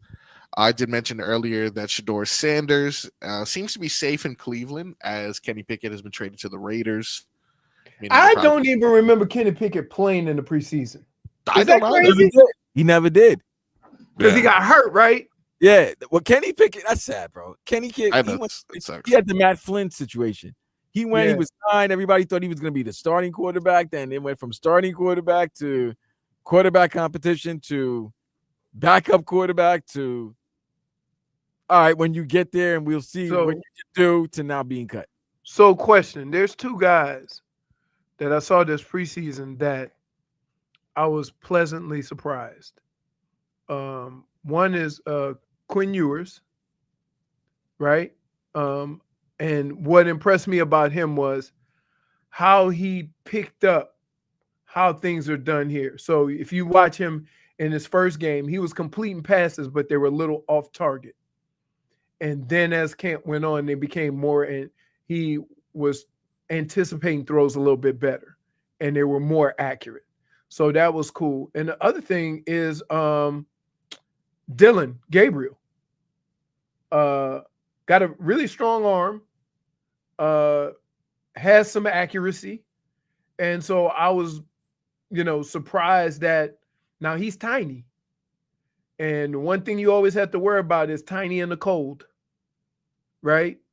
But he showed me stuff because I guess I was so caught up in the Shedeur thing that I was like, how did this guy go in the 3rd round? But he really impressed me this camp too. So there was a lot of good competitions as far as not even necessarily starters, but backups. Jackson Dart gonna be a player. Jackson Dart looks good. He definitely looks good. I like that chain that he rocks, though. I'm not gonna lie to you. He rocks a chain. That's nice. Cam, I'm still trying to figure out Come on now. whether Cam is just in a tough spot right now because Cam's of the team. Yeah. Because I seen him do a lot of great things, and there were times where he was trying to do too much. And as a young quarterback, you don't want to get caught up in the doing too much thing because it looks really bad, right? Looks like you're running around getting 10, 15-yard sacks. Now, I know that we've been talking about a lot of cuts, but an addition made to the Raiders that we actually didn't really discuss too much. How do you guys feel about Amari Cooper? Went back? Yeah, Amari Cooper, Raiders agree to a contract. Finish his career where it started. I mean, you think about Kenny Pickett, not necessarily that he's going to be a starting quarterback over there, but Kenny Pickett, Amari Cooper, Ashton. No, it's not even Kenny. It's Geno. It's Geno Smith is the starter, so it's Geno. Oh, that's right, Geno, which would be and I'm sorry, Ashton, Amari. Ashton Amari, because Jacoby Myers wants to be traded now. He requested a trade. Yeah. You know what's crazy about Amari Cooper? That dude has been awesome in some non-awesome places, and he gonna have a whole career, and he's just gonna get slept on. I'm not mad at him. He got his bag. No, he did. He did. Everywhere he went, he got a bag. So I'm not mad at him. He did. Wow. Somebody said Leroy's shoulder pads were actually a shelf from IKEA. That was great. Wow. Yikes. Point for Twitcher. We are going to continue to keep our eye open. Later on in the week, we're going to be speaking to a few people because, as you know, Miami Hurricanes are set to kick off their season in a big way against the Fighting Irish. So this week we'll be talking to Michael Yo. I'm not sure if you guys. Yo! Correct. He has a Hurricanes podcast and will be at the Miami and Fort Lauderdale Improv this weekend. So we'll be talking to him tomorrow, I believe.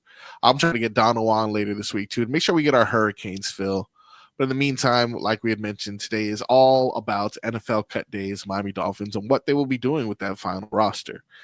What we will be doing when we come back is determining which new words need to be added to our vocabulary. I mentioned before a plethora of things have been added. That's another one. This guy, That's number 2. Oh my God.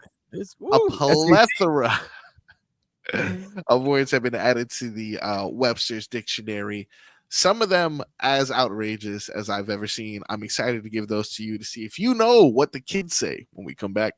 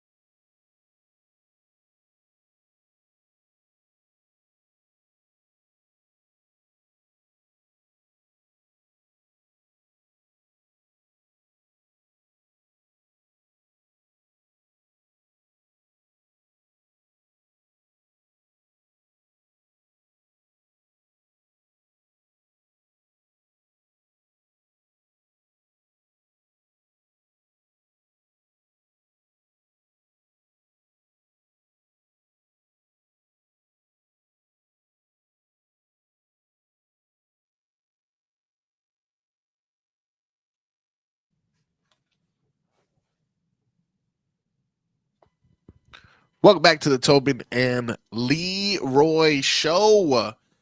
It is your boy Marcos holding things down here with Figgy, Vlad, and Leroy right here on 104.3 WQAM, your FM destination for all things South Florida sports.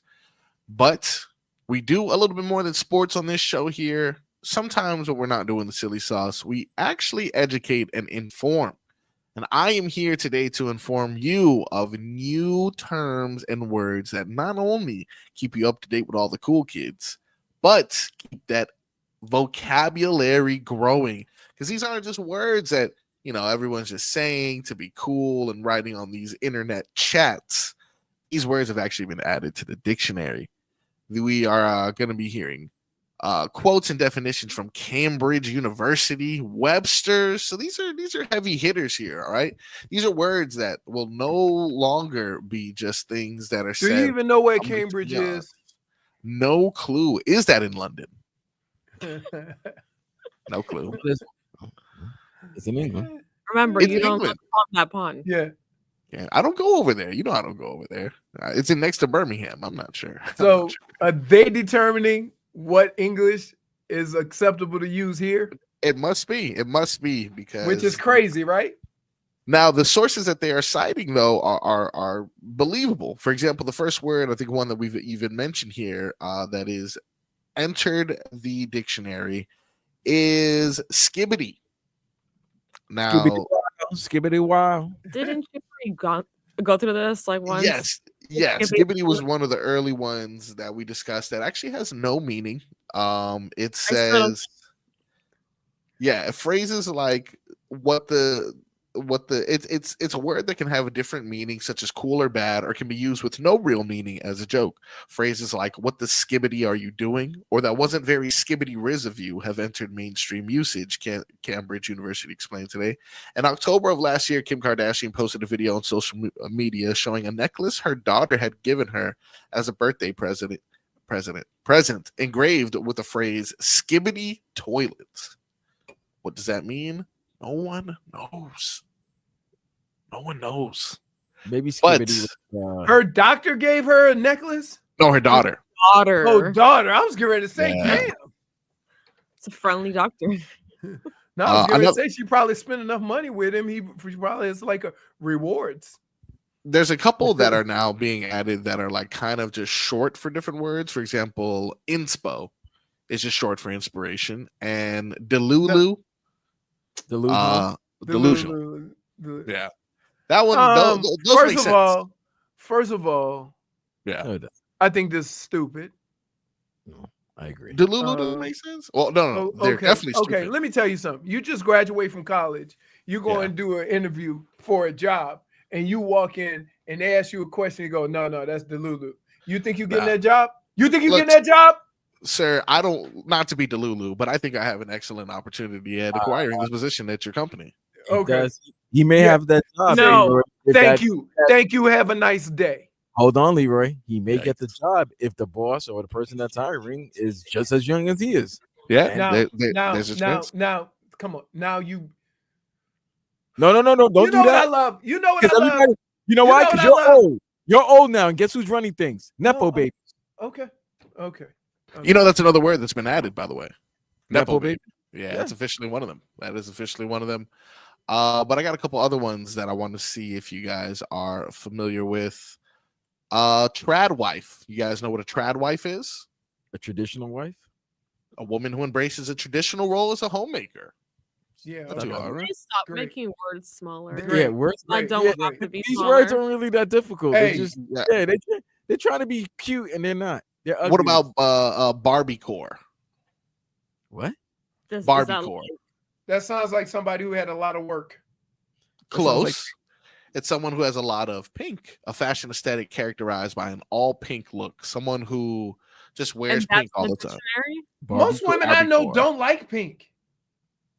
Huh. Yeah, I don't know. I guess because it's too much of a like. I'm telling you, even as a kid, we had to dress Rebecca in pink because her hair took forever to grow. Right? So that's the worst. Look at the pretty boy. Right? That was terrible. So you have to dress them up in pink when they're little. right? Let me tell you, if you ever give her anything pink as a gift, she will say, "Oh, you must not like me." Oh, wow. Yeah. I'll keep that in mind. Damn. Leroy is barbecue. I don't think he'll be upset by that. Hey, the only time I use the phrase pink is if I'm making hamburgers and I say, "You want a little pink in the middle?" That's it. What about broligarchy? You guys are familiar with that word? A broligarchy. Broligarchy or a broligarchy? Let's see. That you ain't a real man? No, this is a small group of men, especially men owning or involved in a technology business who are extremely rich, powerful, and who have or want political influence. The word is a mixture of bro and oligarchy, and it refers to oligarchy. Bro, you got to say bro. Broligarchy. Oh, bro. Elon Musk, Jeff Bezos, Zuckerberg, and Trump. I don't want to be in that group. That's it. That is the group. Those are the group. We refer to them now. There's a Mount Rushmore, and now there's a broligarchy, and it's Musk, Bezos, Zuckerberg, or Trump. I'm good. Right. Yeah, it seems to be a term that How is did Trump popular. get on that? The only difference between all of them and Trump is Trump was broke a few years ago. Yeah, now all of a sudden he's not. So he gets to be a broligarchy or broligarchy, whatever it is. He's a president. Them other guys are like wild rich. Yeah. What about touch grass, Leroy? What do you think touch grass means? Eat dirt. Kick rocks. Fair. I it like is another version of you saying like calm down, like go touch grass, like go take a lap.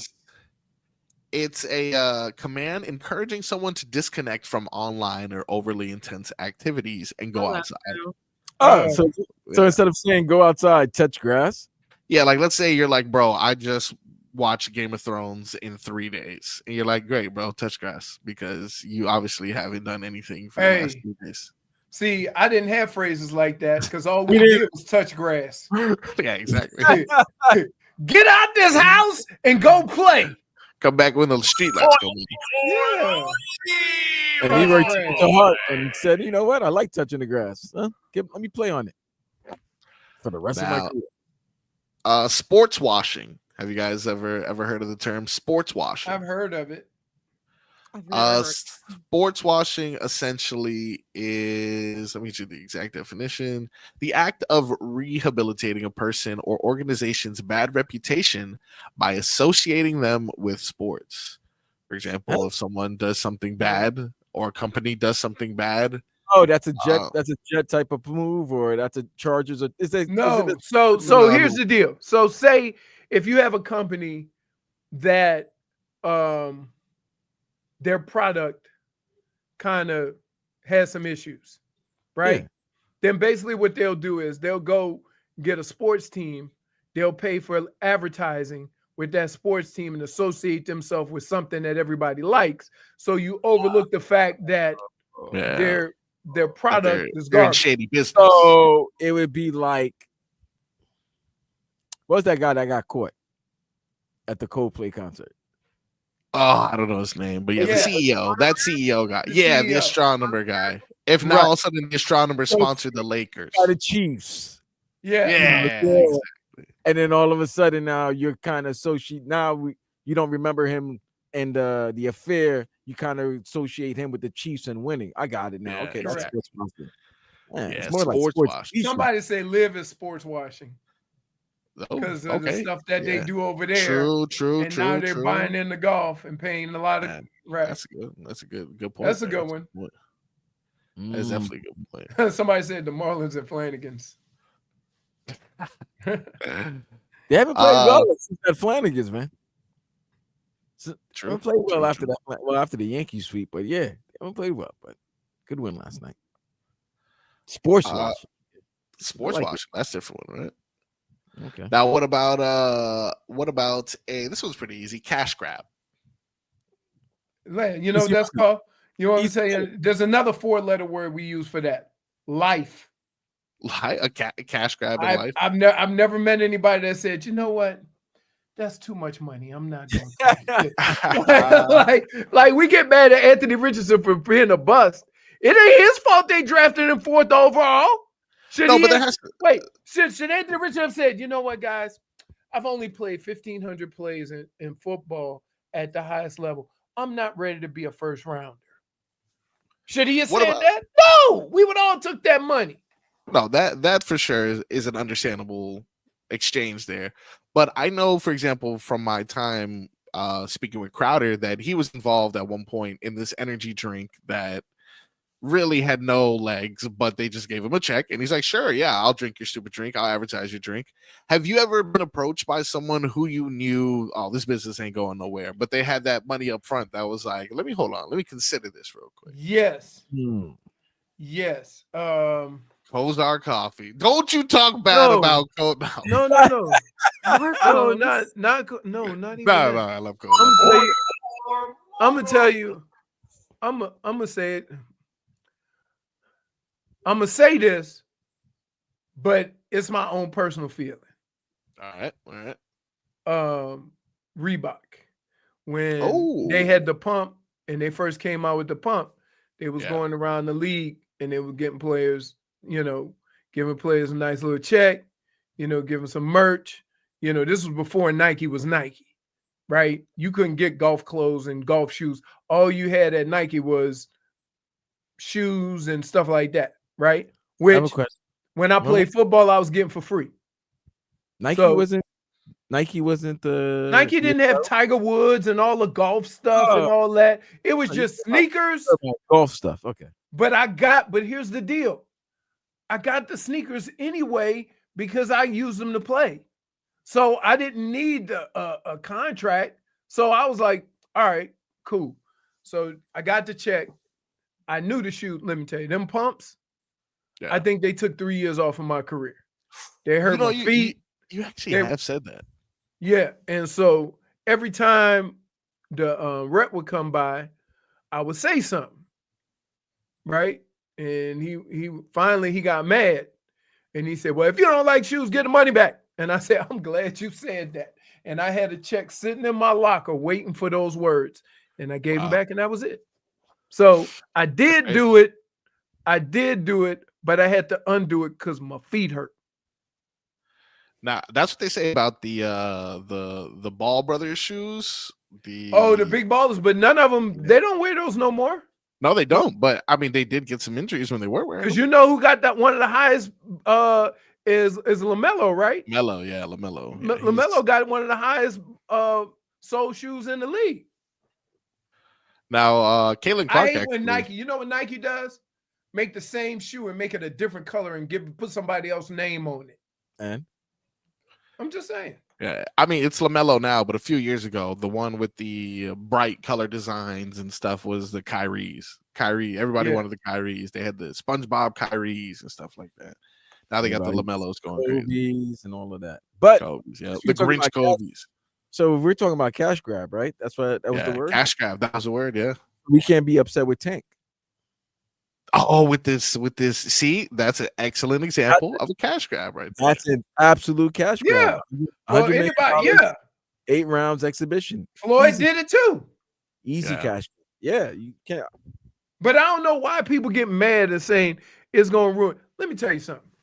Okay, I'm going to tell all these people out there in the real world how the real world works. Yeah. If you do something, that's why I'm not mad at the live people either, right? Because unlike any other sport, right? Golf is the only sport. If you don't make the cut, you don't get a check. But all the money you spend getting there and towards that event still counts against you. So when Liv came and gave that guaranteed money, that's probably more money than half of them would even make. So why, if you are a professional, your job is to maximize your money the short amount of time you can play at that profession. We all agree on that. We all try to do that in life, right? But all of a sudden, they say, oh, they're morally corrupt for going to take that money. You would take that money too. Stop. So when we see all these boxers especially in MMA, that they don't really pay in MMA. Nobody makes a big, only a handful of people make a lot of money in MMA, right?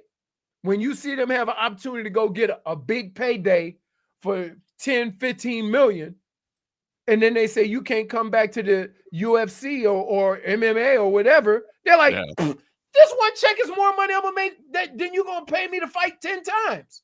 I'm That's good. the Francis Ngannou. That's the reason why he left, and then ended up getting knocked out by Anthony Joshua and robbed, I feel, by Tyson Fury. But he made more in those 2 fights than he did his entire career. Correct. Yeah. Conor McGregor. Here you Conor go. I love McGregor, this. Leroy with NFL pension is one to talk about the real world. Can I just let me inform you something? All right. I say you don't know much about my background, so I'm gonna cut you a break. But go look at where I'm from and then holler at me. Tell me I don't know about what the real world is. I've been lucky that I've got to live on both sides of that fence. But don't tell me that I don't understand about the real world. Like I live in other places of the country, and I'm like, broke here is different than the broke I grew up with. Yeah, it's like what we were talking about earlier with the offensive lineman and the girl at the club late. Yeah. You know, if you broke in Beverly Hills, it's different from being broke in the 9th Ward. It's different. It's different. Yeah. Like Michael Irvin said, he was so poor that he couldn't even afford the OR. He was just poor. Yeah. Hey, it was so tell you what. Hey, you haven't lived. You haven't lived until you had to do your homework before it got dark because you ain't had no lights in your house. Like, I love when people say, you talk about, I'm 57 years old. I wasn't always 57. I didn't own it. Wait, you know what hey, I'll have you a quick, I'll do it quickly, right? When did you have your first car? All of us? Yeah. I was driving. 18. Yeah. 18, How about 19? you, Vlad? 18, 19? Actually, no, just kidding. I was 18, yeah. Yeah. You know how old I was when I got my first car? 23? 22. When I got the check to go to the NFL because I couldn't afford one. I took city transportation to high school because our school was too small to have school buses. So while you sitting here talking about this nonsense, but I can keep it as real as you need to. I know what broke is. I tell my kids all the time, I say, you got a house, you got lights, and you got food. That's all you need. Figure everything else out. My water went out for 5 minutes the other day, and I got scared, Leroy. I got scared. Water. I was like, I got a shower in the pool. Yeah. No, he was on the toilet. That's why. Hey, Vlad. And let me add another little interesting thing to that. I was the 45th player taken in NFL draft. Right? This is a great money, huh? Oh, good money, huh? Second round, right? Yeah. I made $100,000 my first year.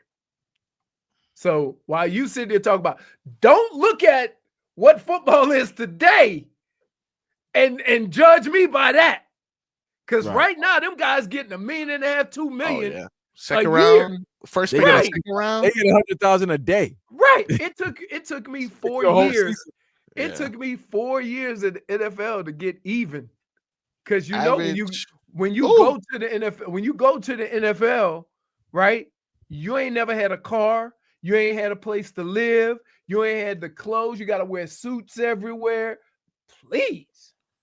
We're gonna take a break on this. I don't mean to make Leroy cry on the way out, but second round NFL draft picks make roughly between 6.3 million and 9.9 million on their 4-year rookie contracts. Right. Go look. My entire contract was $900,000. Dade South says Marcos was so poor he had to grow arms and legs to leave where he was born. Thanks, dude. Thank you for that. We're gonna take a quick commercial break. When we come back, we got more Tobin and Leroy.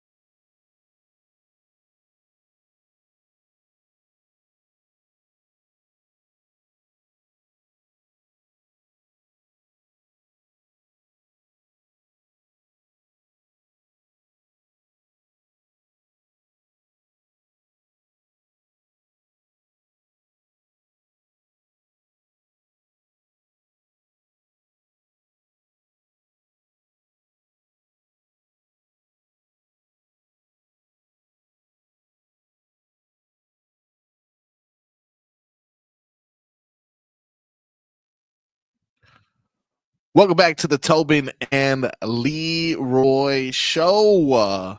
It is your boy Frog Boy holding things down here. Got a quick segment before we get into the final hour of the show, in which we will be playing our favorite game, Radio Taboo.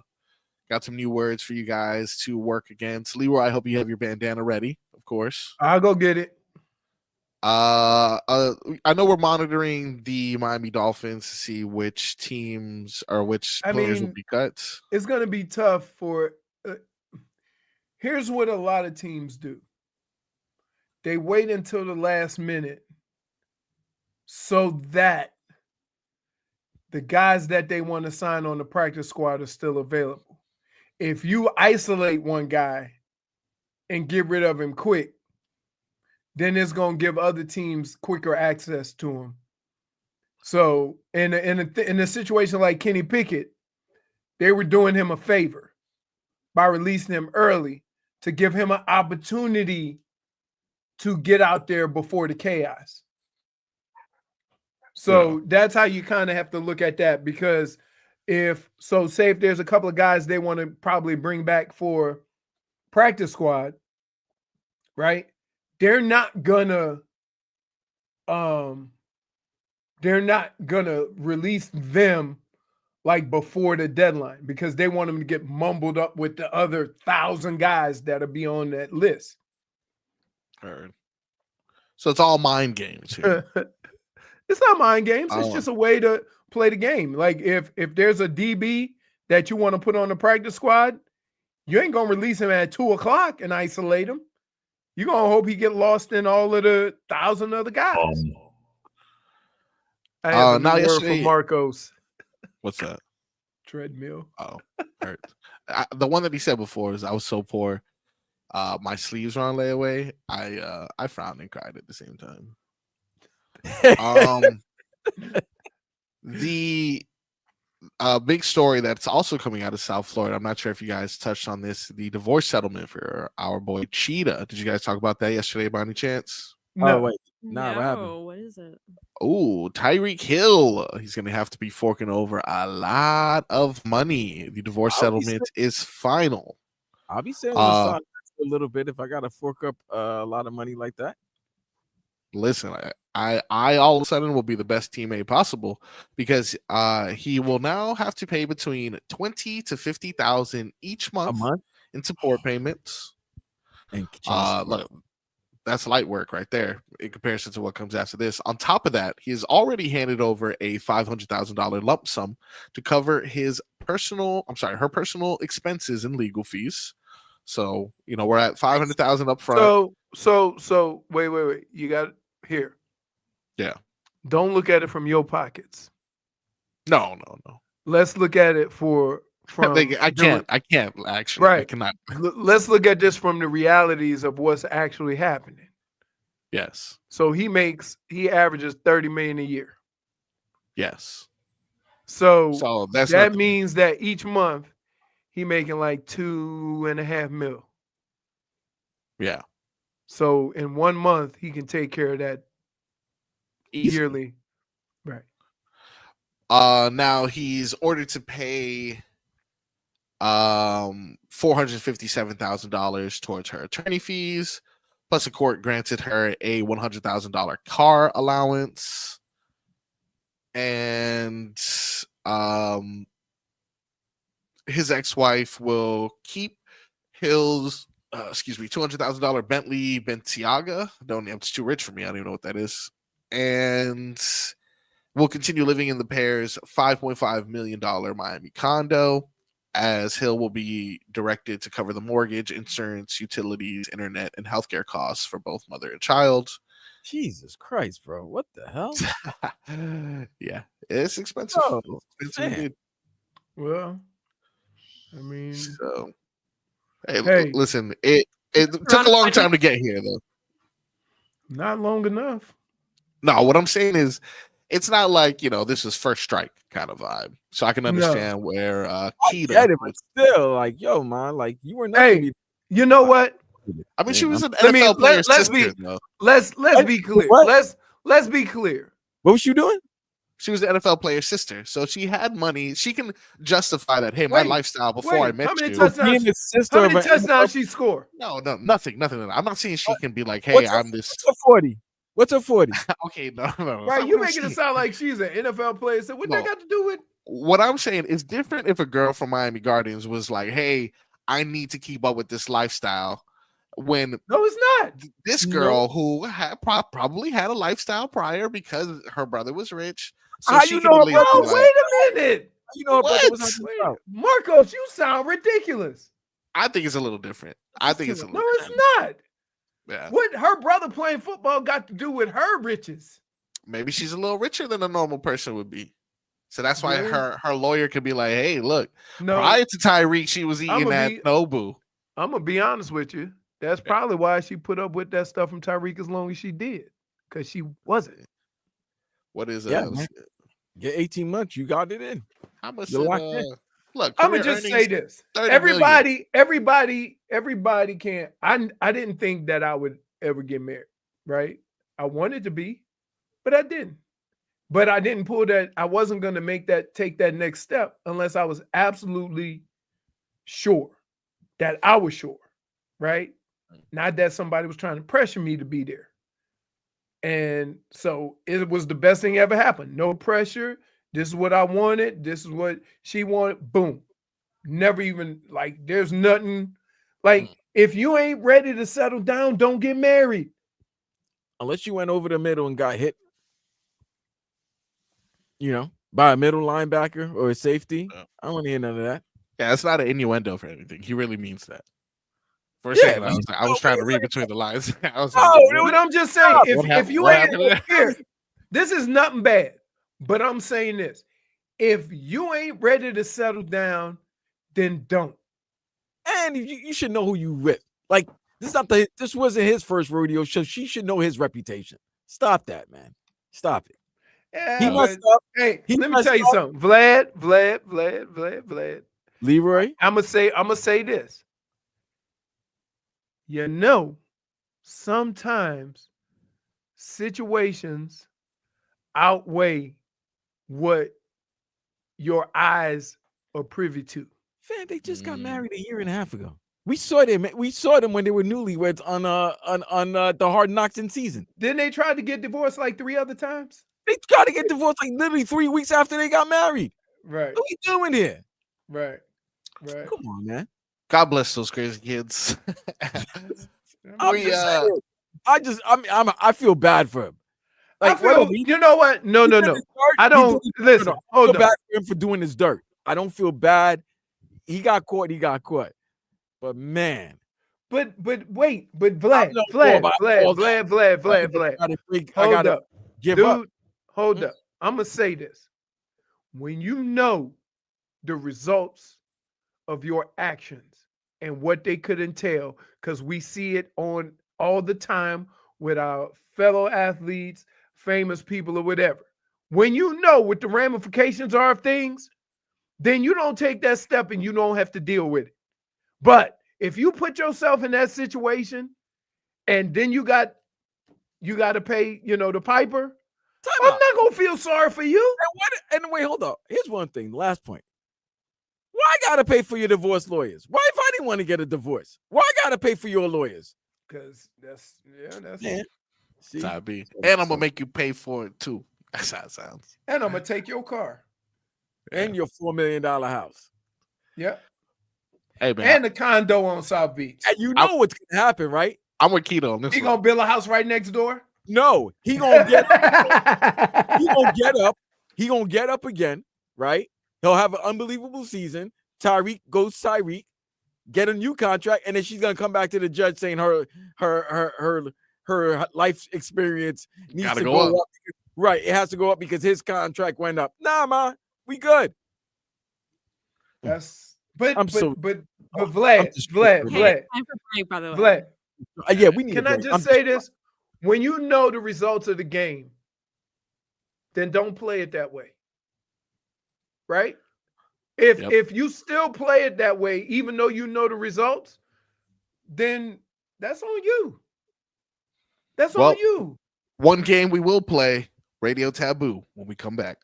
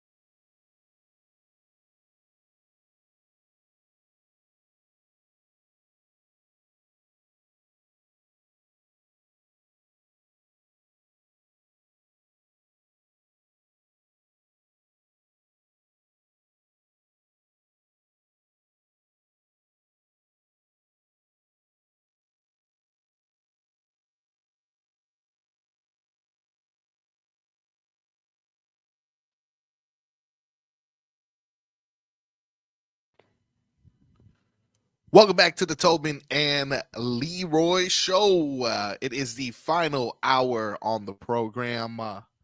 Our boy Show Pony out today, out tomorrow. We'll be back Thursday, out again Friday, and I'm sure back in full force next week. But in the meantime, Leroy holding things down, Vlad holding things down, Fig holding things down with me here as we are monitoring the Miami Dolphins, who will be making their final cuts of the 53-man roster today at 4 p.m., as the rest of the NFL will.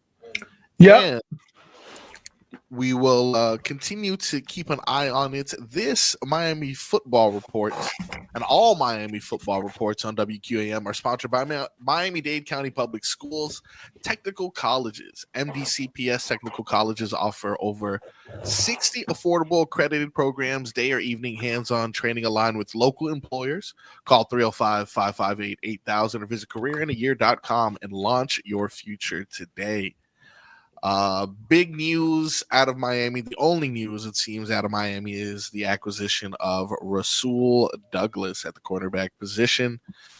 Started 15 games for the Bills, 29 years old, and definitely seems to be someone who will contribute immediately in Miami as we have a disparity at the cornerback position. Absolutely. He will be able to contribute immediately. Day one familiar starter. with him. Now, I don't know about that. Day one starter. Leroy Hoard said it here first. You know what I had to do yesterday? What'd you have to do, buddy? Change my battery. Which battery? Car battery. Okay, not too difficult, but unless you may have a car that makes it kind of difficult. Though. Dude. Huh? Did you do it by yourself? Me and Fonz. It's a lot. Let me tell you. I thought you didn't have your car. Huh? I thought you didn't have your car. Yeah, well, I didn't when I went and got it. When they told me how much it was going to cost. Do you have a normal battery situation, or is yours like in an inconvenient spot? I mean, first of all, let me tell you, the way these batteries are wedged up in there now. Yeah. And I didn't realize how heavy a battery was. I had to use my legs. Yeah, I recently changed the battery. It's connected with wires and stuff a whole lot of different ways. You got to take all the wires apart and then It's not Fig says not that difficult. Hold on, okay, I'll show you. I'm sorry, Miss Cargirl. I'll show you underneath my hood, and you'll see what kind of car? Where's the battery? Chevy what? Tahoe battery. Like no, yeah, because some of them it's not here. Let me put it this way: it's not difficult, but it's time consuming with all of the different things you have to attach and detach and reattach. It's not like you, JFig, making it sound like you just got positive, negative, put it back in, positive. No. See, you're making it seem a lot more difficult. You did. You did. No, you did. Because there's like she downplayed it, dude. She downplayed it. There's screws that you got to need the long thing you got to get up in there. That goes. I've had to do this before. Okay. Wow. What's the last time you did it though, JFig? Just out of curiosity. When I did it myself, this was unfortunately on a July 4th. Ooh. In Boca. And mind you, look where I live. First of all, you've had a lot of July 4ths in your life. Which one? Yeah, which one? This was like he asked you, when was the last time you did it? You go, unfortunately, it was on a July 4th. What, 1977? What? Let me get to it. 1776? Let me get to it. Okay. Right. About 2 years ago. Be specific. It was a long time ago. And 2 years ago? It's not like it's a decade ago. Yeah, but some of the ways these batteries are put in cars is like difficult to get to. Sorry, it is. I know it's difficult. I had to change another one for my mom. I had to help change it because help. Yeah, and guess who's the one that found it? Me. Oh. You know where my car battery is? My car battery is in the back seat. What? Yeah. Some of that them. One I think is more difficult. Batteries are in the trunk. Those are easier to get to. What kind of car does your mom have? Yeah, it is. It's more difficult when you got other engine stuff. Car battery back seats. What are we even doing? Did she have a Oh my god. No car here. Because when I had my she's a G90, it was in the back. I think I want to say it was crazy. In the back. You guys are interesting. Interesting indeed. No, your boy with the Toyota Camry, simple. You just take it out. You put the other one in. But it did still Toyotas somehow have, cost you me know something. what? They like Toyotas and Hondas. The kids like Toyotas and Hondas because you can soup them up because there's a lot of room in the engine compartment. So those are the Right now they get souped up, right? I'm cranking a 46 psi piston engine transmission thermometer, and if right now I got about 3 wax pistols under there that it's firing off. Does any of that sound like car stuff? I don't know. I should have watched more Fast and Furious. I don't know. Nonetheless, Leroy, I'm glad you were able to accomplish that because I recently had a battery situation that had me where I had to jump my car for like 2 days before I was able to get to the dealership. Every time I went somewhere. Luckily nowadays they have that thing that's like this size and you can just attach it real quick and it jumps your car. Before you said really? go I about thought you were gonna say thankfully they have this and it's like a color controller. That's very Marcos. Yeah. This right here. So you can jump your car with a small little. Man, there was something, honestly, it was about the size of a cell phone, and it had the red and black, positive, negative terminals on the outside of it. You attach it to your car. Before, it used to be a big battery, which I have, like a huge battery that you had to lug around. But now they have it. No, Marcos. In the regular people's world, you have jumper cables in the back of your car, and you ask somebody for a hookup. Oh, but how often? Listen, no one will deny you quicker than a person trying to get a jump on a car. No, I can't do it, bro. I gotta go to church. I can't do it. No. Oh, you need a jump on that? Oh, listen, I don't got the cables. I don't care how expensive my car is. From growing up in the hood with some raggedy cars in my family, the first thing that goes in the trunk is some jumper cables. Did you have to? Open my trunk right now. Jumper cables. Yes, I have jumper cables. I have, even in this perfectly good Tahoe. Yeah. In my trunk, jumper cables. No one uses. I promise, no one. Because first of all, not because they don't work, but because everyone denies you. Maybe that's just my luck.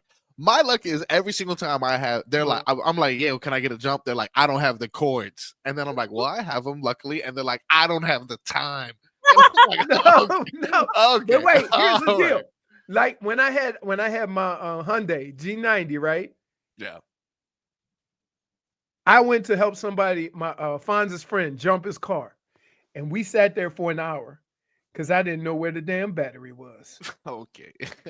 Well, it was in the trunk. It was in the trunk. Yeah. Those are the situations where it's like, I understand. I don't. Right. But I tried to help. Look, I ain't like, no, like I'll help somebody if I can, but don't be like suspect or don't like, because sometimes when you try to jump a car, sometimes that car look like it's going to suck the life out of your car.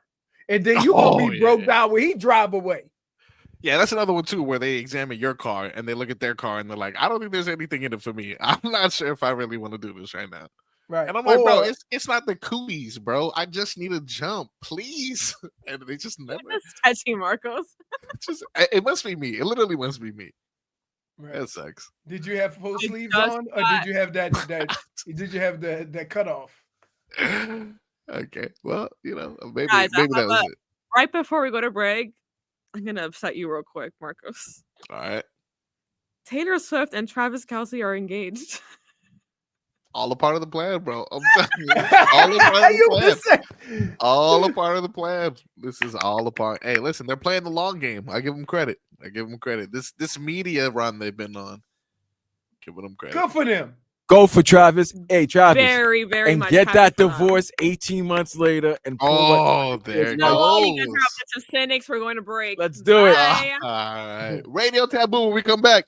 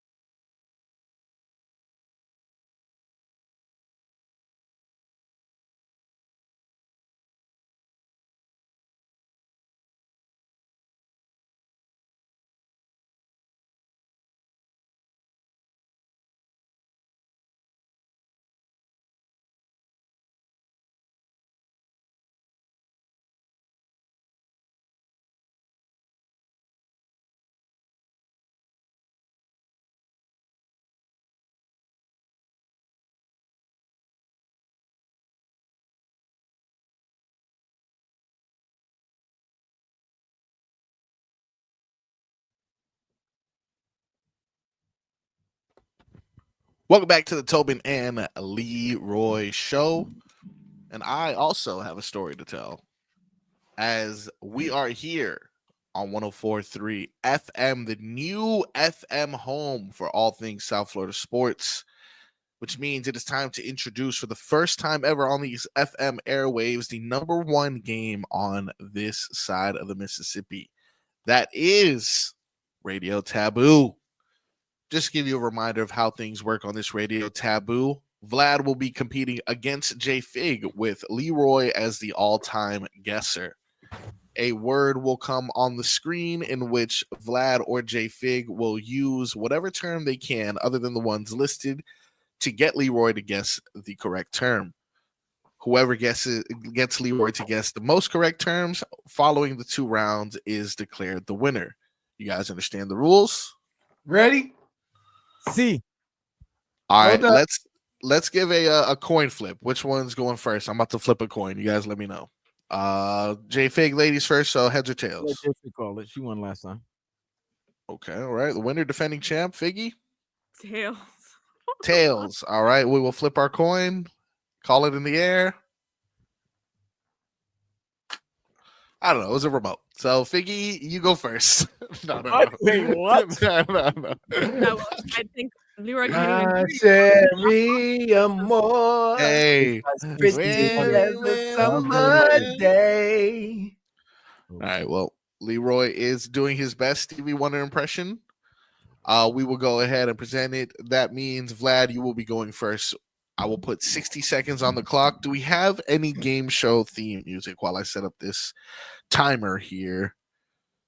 Well, there we go. There we go. The jam is playing. 60 seconds on the clock. Leroy's blindfolded ready. JFig is monitoring the screen to make sure no words get said. Let's start off with word number 1. Boom, baby. Let's go. Local. Bat. Glove. Baseball. Fish. Marlins. Boom. All right. Word number 2. Greatest cornerback's child. Shadua Sanders. Woo! Good one there. We are streaking along. Number 3. My cousin. Day. Should have put that word. 3 in a row. He is on fire. Number 4. Champion. The people's champion. People's champion. Might have been your neighbor at the time. He's an actor. He's a The Rock. Dwayne Johnson. Oh, we got the last 10 seconds in. He hits 4. Let's go. Your boy. Your QB. Bernie Kosar. There you go. Oh, we have time for one more. Will he get it? I was just about to say the second word. Time. No. All right. But an impressive showing nonetheless. 5 points for Leroy. And Spirit 5 Leroy, points for don't let Vlad. me down. Listen, that was impressive. Don't let me down. You're the one that's guessing. Hey, my guess. Hey, He I'm gonna called. just say this, Jennifer. My Yes, guessing your is on microphone's a little point. bit to your left. You were good, man. You were good today. Oh, Man. that My was good. guessing is on point. That was good. He almost got caught up there. You on know the what? You people's did champ. amazing. You did amazing. So it'll be your words that'll point me in the right direction. Hold You on. know what? Words do mean words. Hold on. Words do mean Oh. words, indeed. Who said that craziness? Oh, there it goes. Oh, the drink is Celsius. The drink is Yeah. champion. By the You way, drink shout out that to the energy Celsius. drink. Shout out to the Celsius guys that I saw on Saturday at the Dolphins Jaguar games. Oh, okay. I thought you said they were bringing us new flavors because I was in the building yesterday. Not yet. They didn't put in the request yet. Every yet. year they bring new stuff. They ask me and Tobin. All right. Well, listen, Go ahead, JFig. we're running out. So make sure we get some more Celsius. In the meantime, let's get some more words. JFig, are you ready? Not really. I'm kind of very distracted by the news that just broke. Let's go. Really? All right. Very Do you think it will correlate with an album or anything along the lines of that? Well, there's already an album release in October, so I drafted him on my fantasy team, so his ass better score touchdowns. Ooh, no way. He's actually going to retire now. I would too. That's a billionaire. I would too. I would Okay, let's too. go. All right, go ahead. Word number 1. Ready? 60 seconds on the clock. I'm scared. Go.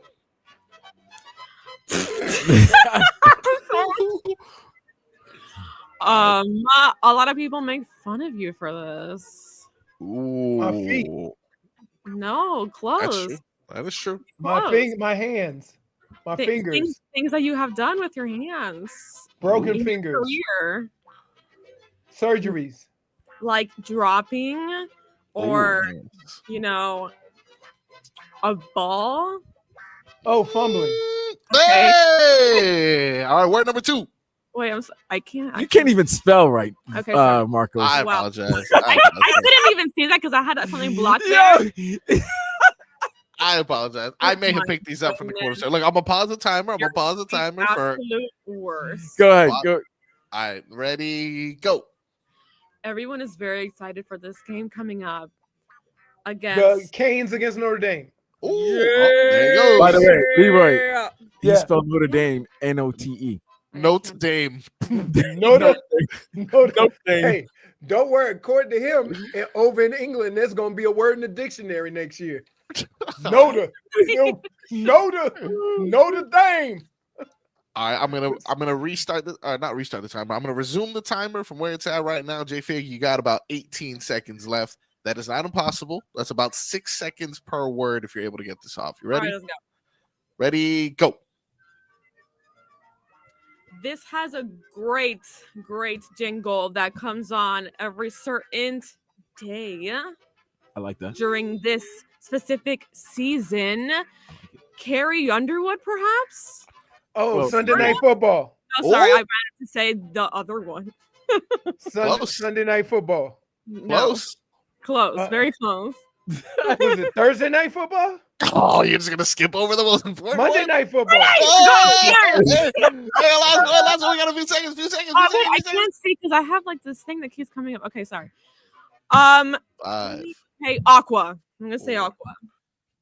3. The Dolphins. Yes. Boom. Now we are overtime, so I will allow that point because it still doesn't result in a victory. I He got it. like 9. Yeah, but the clock stopped. You know what? All right, Stop, you know. So look, we have a face off here. Marcos, Check your spelling. why are you trying to hurt feelings with Taboo? No. Look, I'm actually giving you guys an opportunity. Like what people say about your fingers? What people say you do? Like, wow. No, I never even mentioned. Never even mentioned your name. Why are we being so hurtful?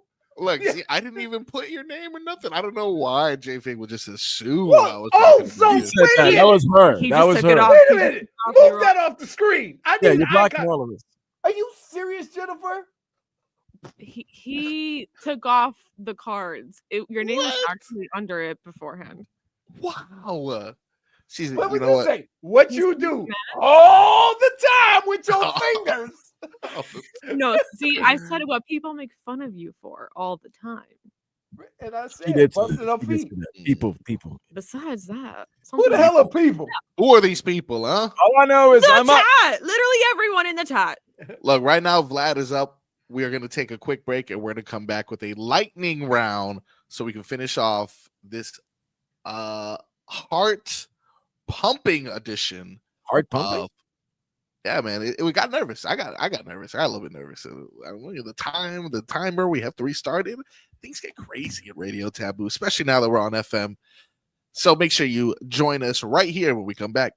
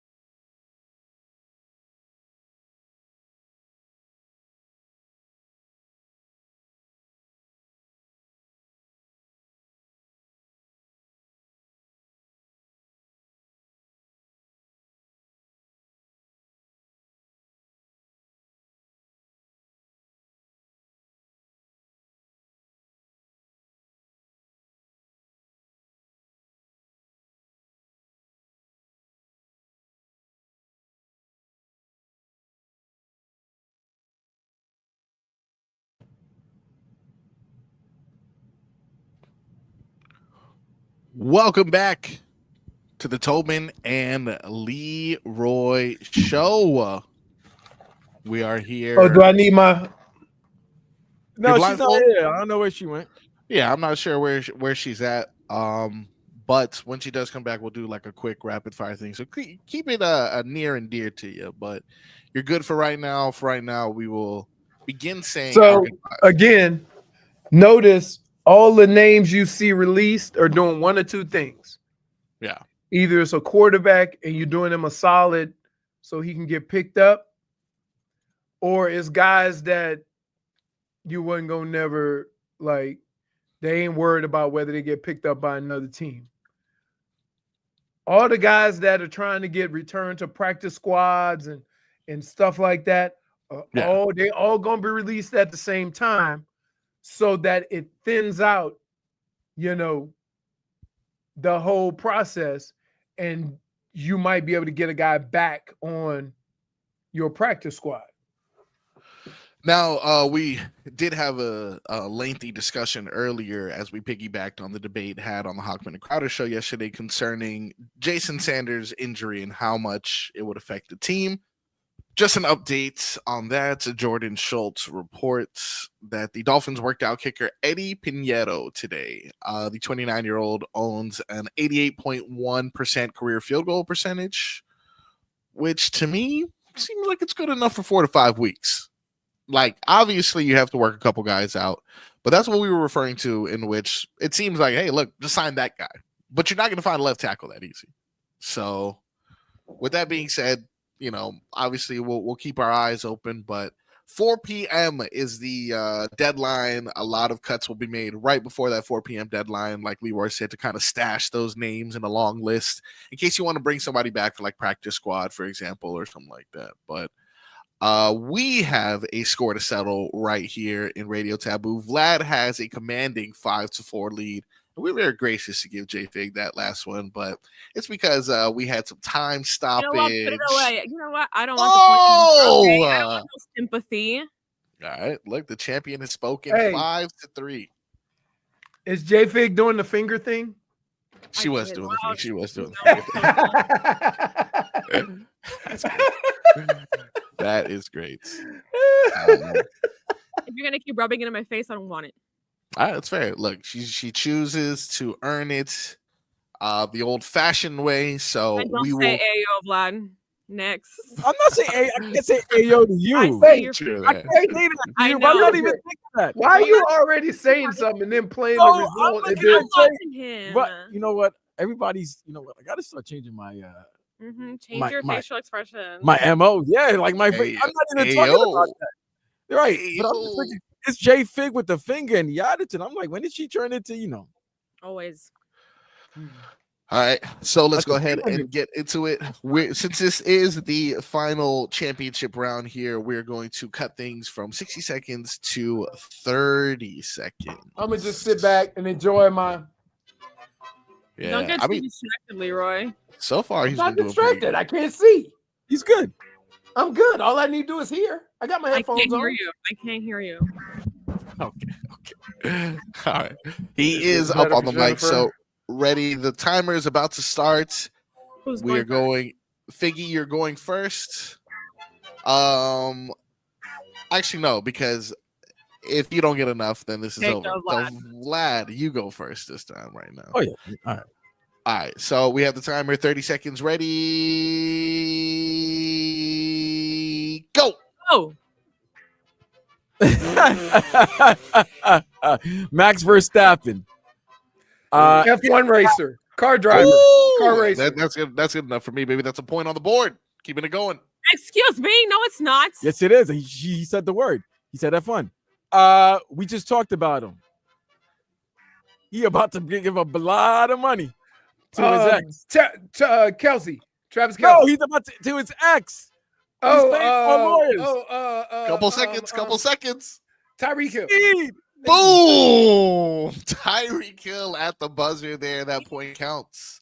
He didn't say it. Yes, I didn't hear you. I said Tyreek Hill. As Vlad was saying, to get closer to the microphone. I'm on top of the mic. No, I need you to. What do you want me to do? All right, can I get a third word here? The time is up. Yeah, you know what? I'm I'm gonna crank it up. gonna give you that. Is that I'm gonna give you better? that third Is word. that better? No. Yeah, that's good. Okay. Ready, Vlad? You're vaguely familiar with this one. Go. Irish. Talks a lot of trash. The Conor opposite of McGregor. Vince McMahon. The opposite of Vince McMahon. Conor McGregor. The opposite of Vince McMahon. Irish. Can we just do this? TKO. I didn't know he was Irish either, by the way. TKO. Promoter. TKO. Promoter. Hey, he's failing on you right now. I was like, Right. I ain't gonna get it. Whoa, he gives up. Didn't we do this one last segment? No, You know what? Yeah, you know what? Connor's boss. How you gonna say Conor McGregor, but you don't know who the promoter is? I don't know who his promoter is. So, It's just time to move forget on. it. Forget it. All I it. know is Fury and Conor McGregor. Who promotes That's it. Conor McGregor fights? I don't know. What entity? Disney! Forget it. Move on. Whatever. Move on. That's it. That was the final one of the 30-second round. That brings your You total. don't know to- Dana White, Leroy? Dana White He's was not. the answer. He's not English. I never said he was English. See? He said Irish. You can't Dana, you said Irish, Vlad. Yeah. You're not. Yeah. So what? Yeah, that's what I said. Irish. Okay. I didn't say He's not English. Irish. It doesn't matter. If it doesn't matter if he's Irish. I got him. Hey, Leroy. You There were can't other say ones, he's though. Irish. Again, Leroy, FYI. how about this? Who's Conor McGregor's? Who is Conor McGregor's boss? Oh, that's Dana White.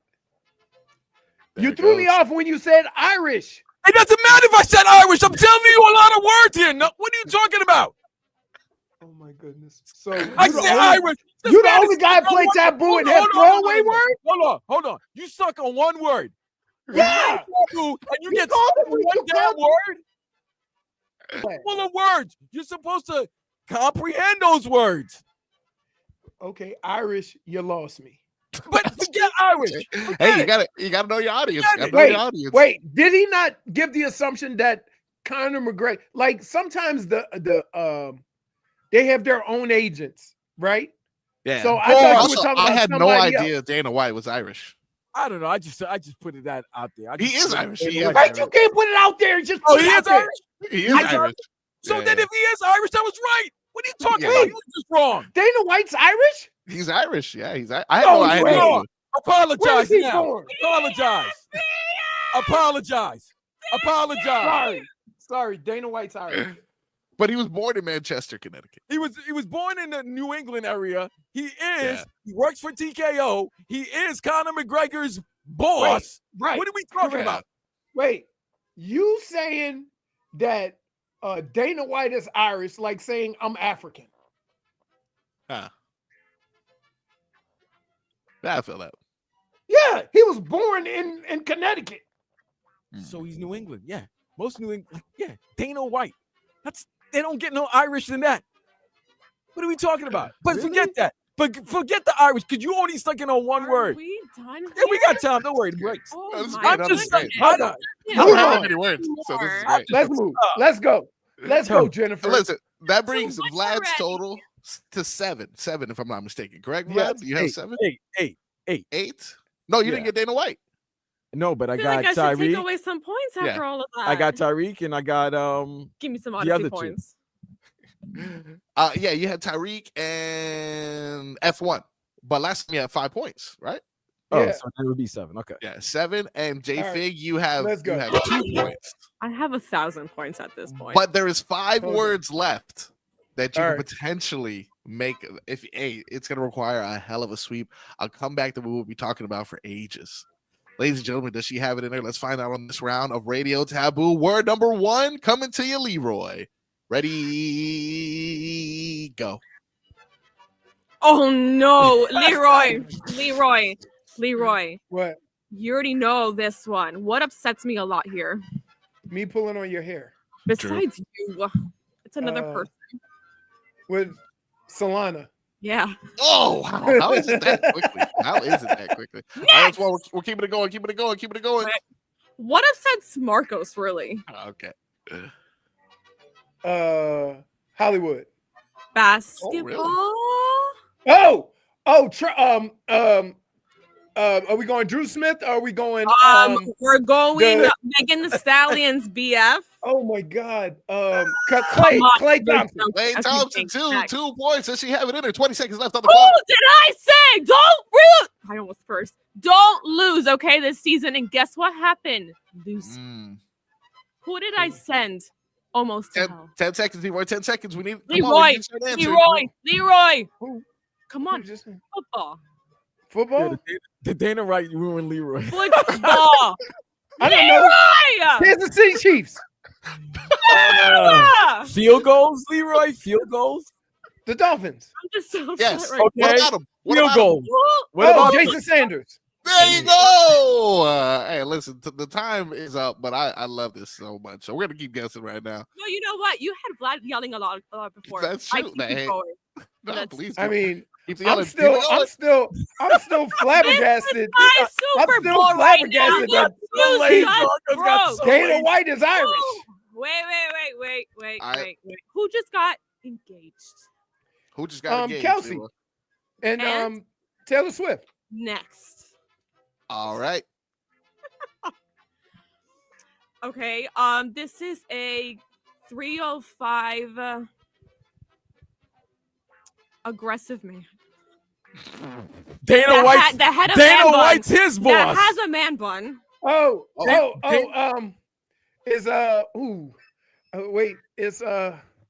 He's been on the show too. By the way, I won. He is yeah, for sure. Tobin of my people. I know. I can't think. I forgot his name. I know he said he gave somebody 2 pieces in the shoulder. BMF. Yeah, I know. I'm thinking. It slipped my mind. Oh my God! I see his face. I see the ponytail. I see him fighting with Stugotz on the beach. I see all that. I can't. I mean, just give him the point because he knows. Okay, there you go. You lost already. Jorge Masvidal. Yeah. You know what? Listen.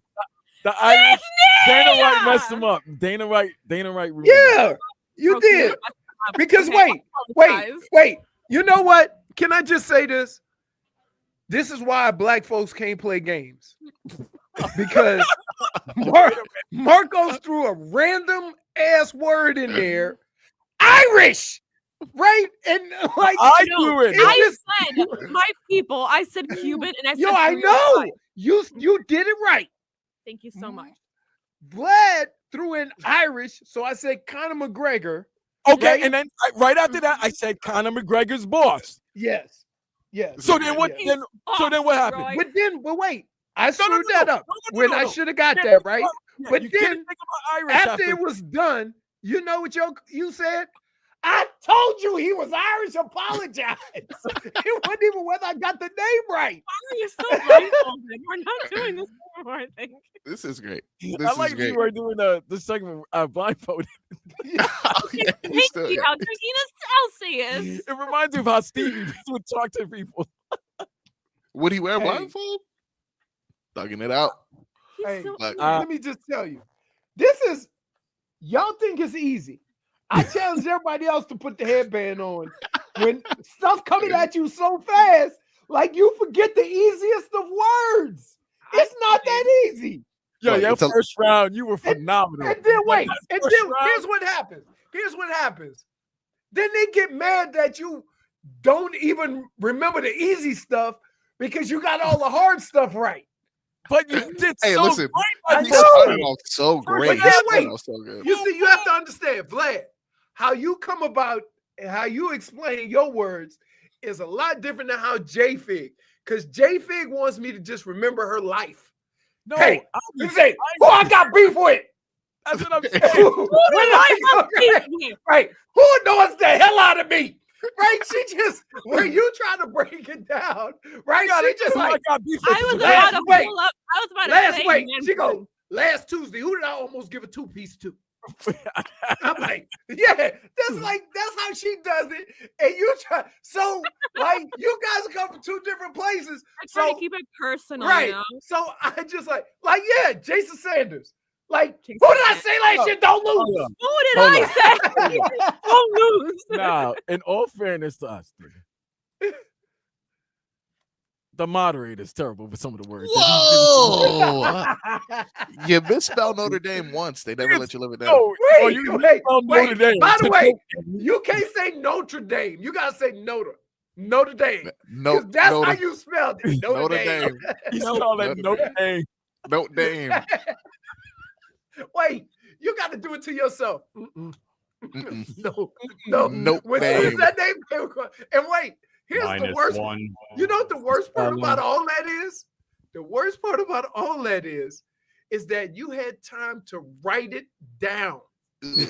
Right? You wrote it down for everybody to see. At no point in time, too. How about that? At no point in time did you correct yourself. You just say Notre Dame. We got budget cuts, so you know that one was just, so the R had to go. Slip through the cracks. You spell it like you say it. That was another and I couldn't rousing even rendition. see it because if I would have saw the word, I'd have been like, Nah, Leroy. When I saw it, that's what you would have left the room. Yes. Hey, wait a minute. We got Timu game show host. He can't even spell half the words. We got Tink Because Martindale. he's not wearing. He's wearing half a shirt. So he's Timu giving Martindale. We got Tink Martindale. I didn't realize sleeves would be that bad of a choice on the Monday. Jesus. Well, you know what I noticed? Jennifer comes in. She comes into the studio.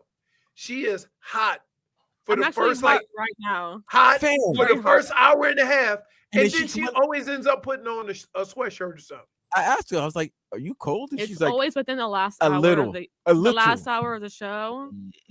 You start heating back up. It's pretty cold in my Notre goodness. Dame. Wait, and can I just say this? Out of curiosity. We couldn't say Rudy.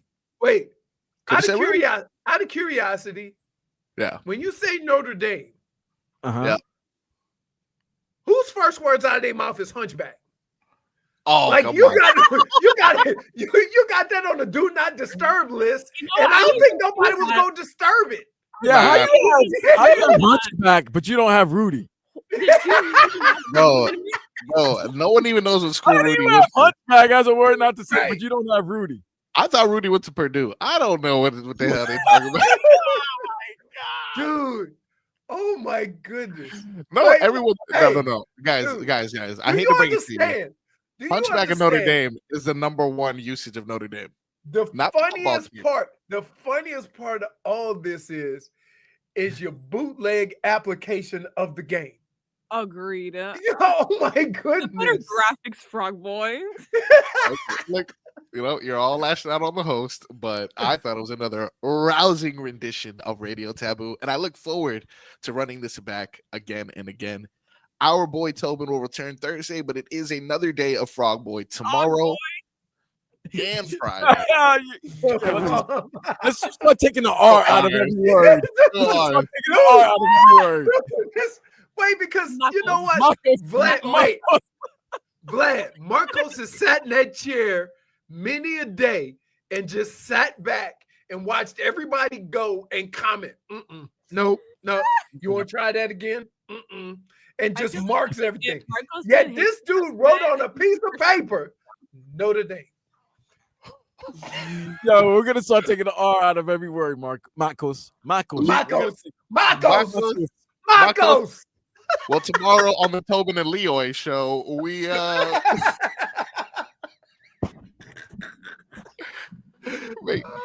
got silly sauce and much more. Stop. We can't even use ours anymore in this show. Look, No, guys, should be Jennifer or Jennifer. I'll be Vladimir. Jennifer. Hey, that's because Vladimir. I think it's Jennifer. It's Jennifer. yeah, ours costs too Vladimir. much. Jennifer. Jennifer. Jennifer Leroy. He'll be banned in Tobin. Bending Tobin? Banned in Tobin. Whoa. Well, Hey, yo. Dude, you know when he comes back, he is gonna have what the hell has happened. Banned in Tobin. We'll tune in tomorrow to see what else we do right here on the Tobin and Leroy show.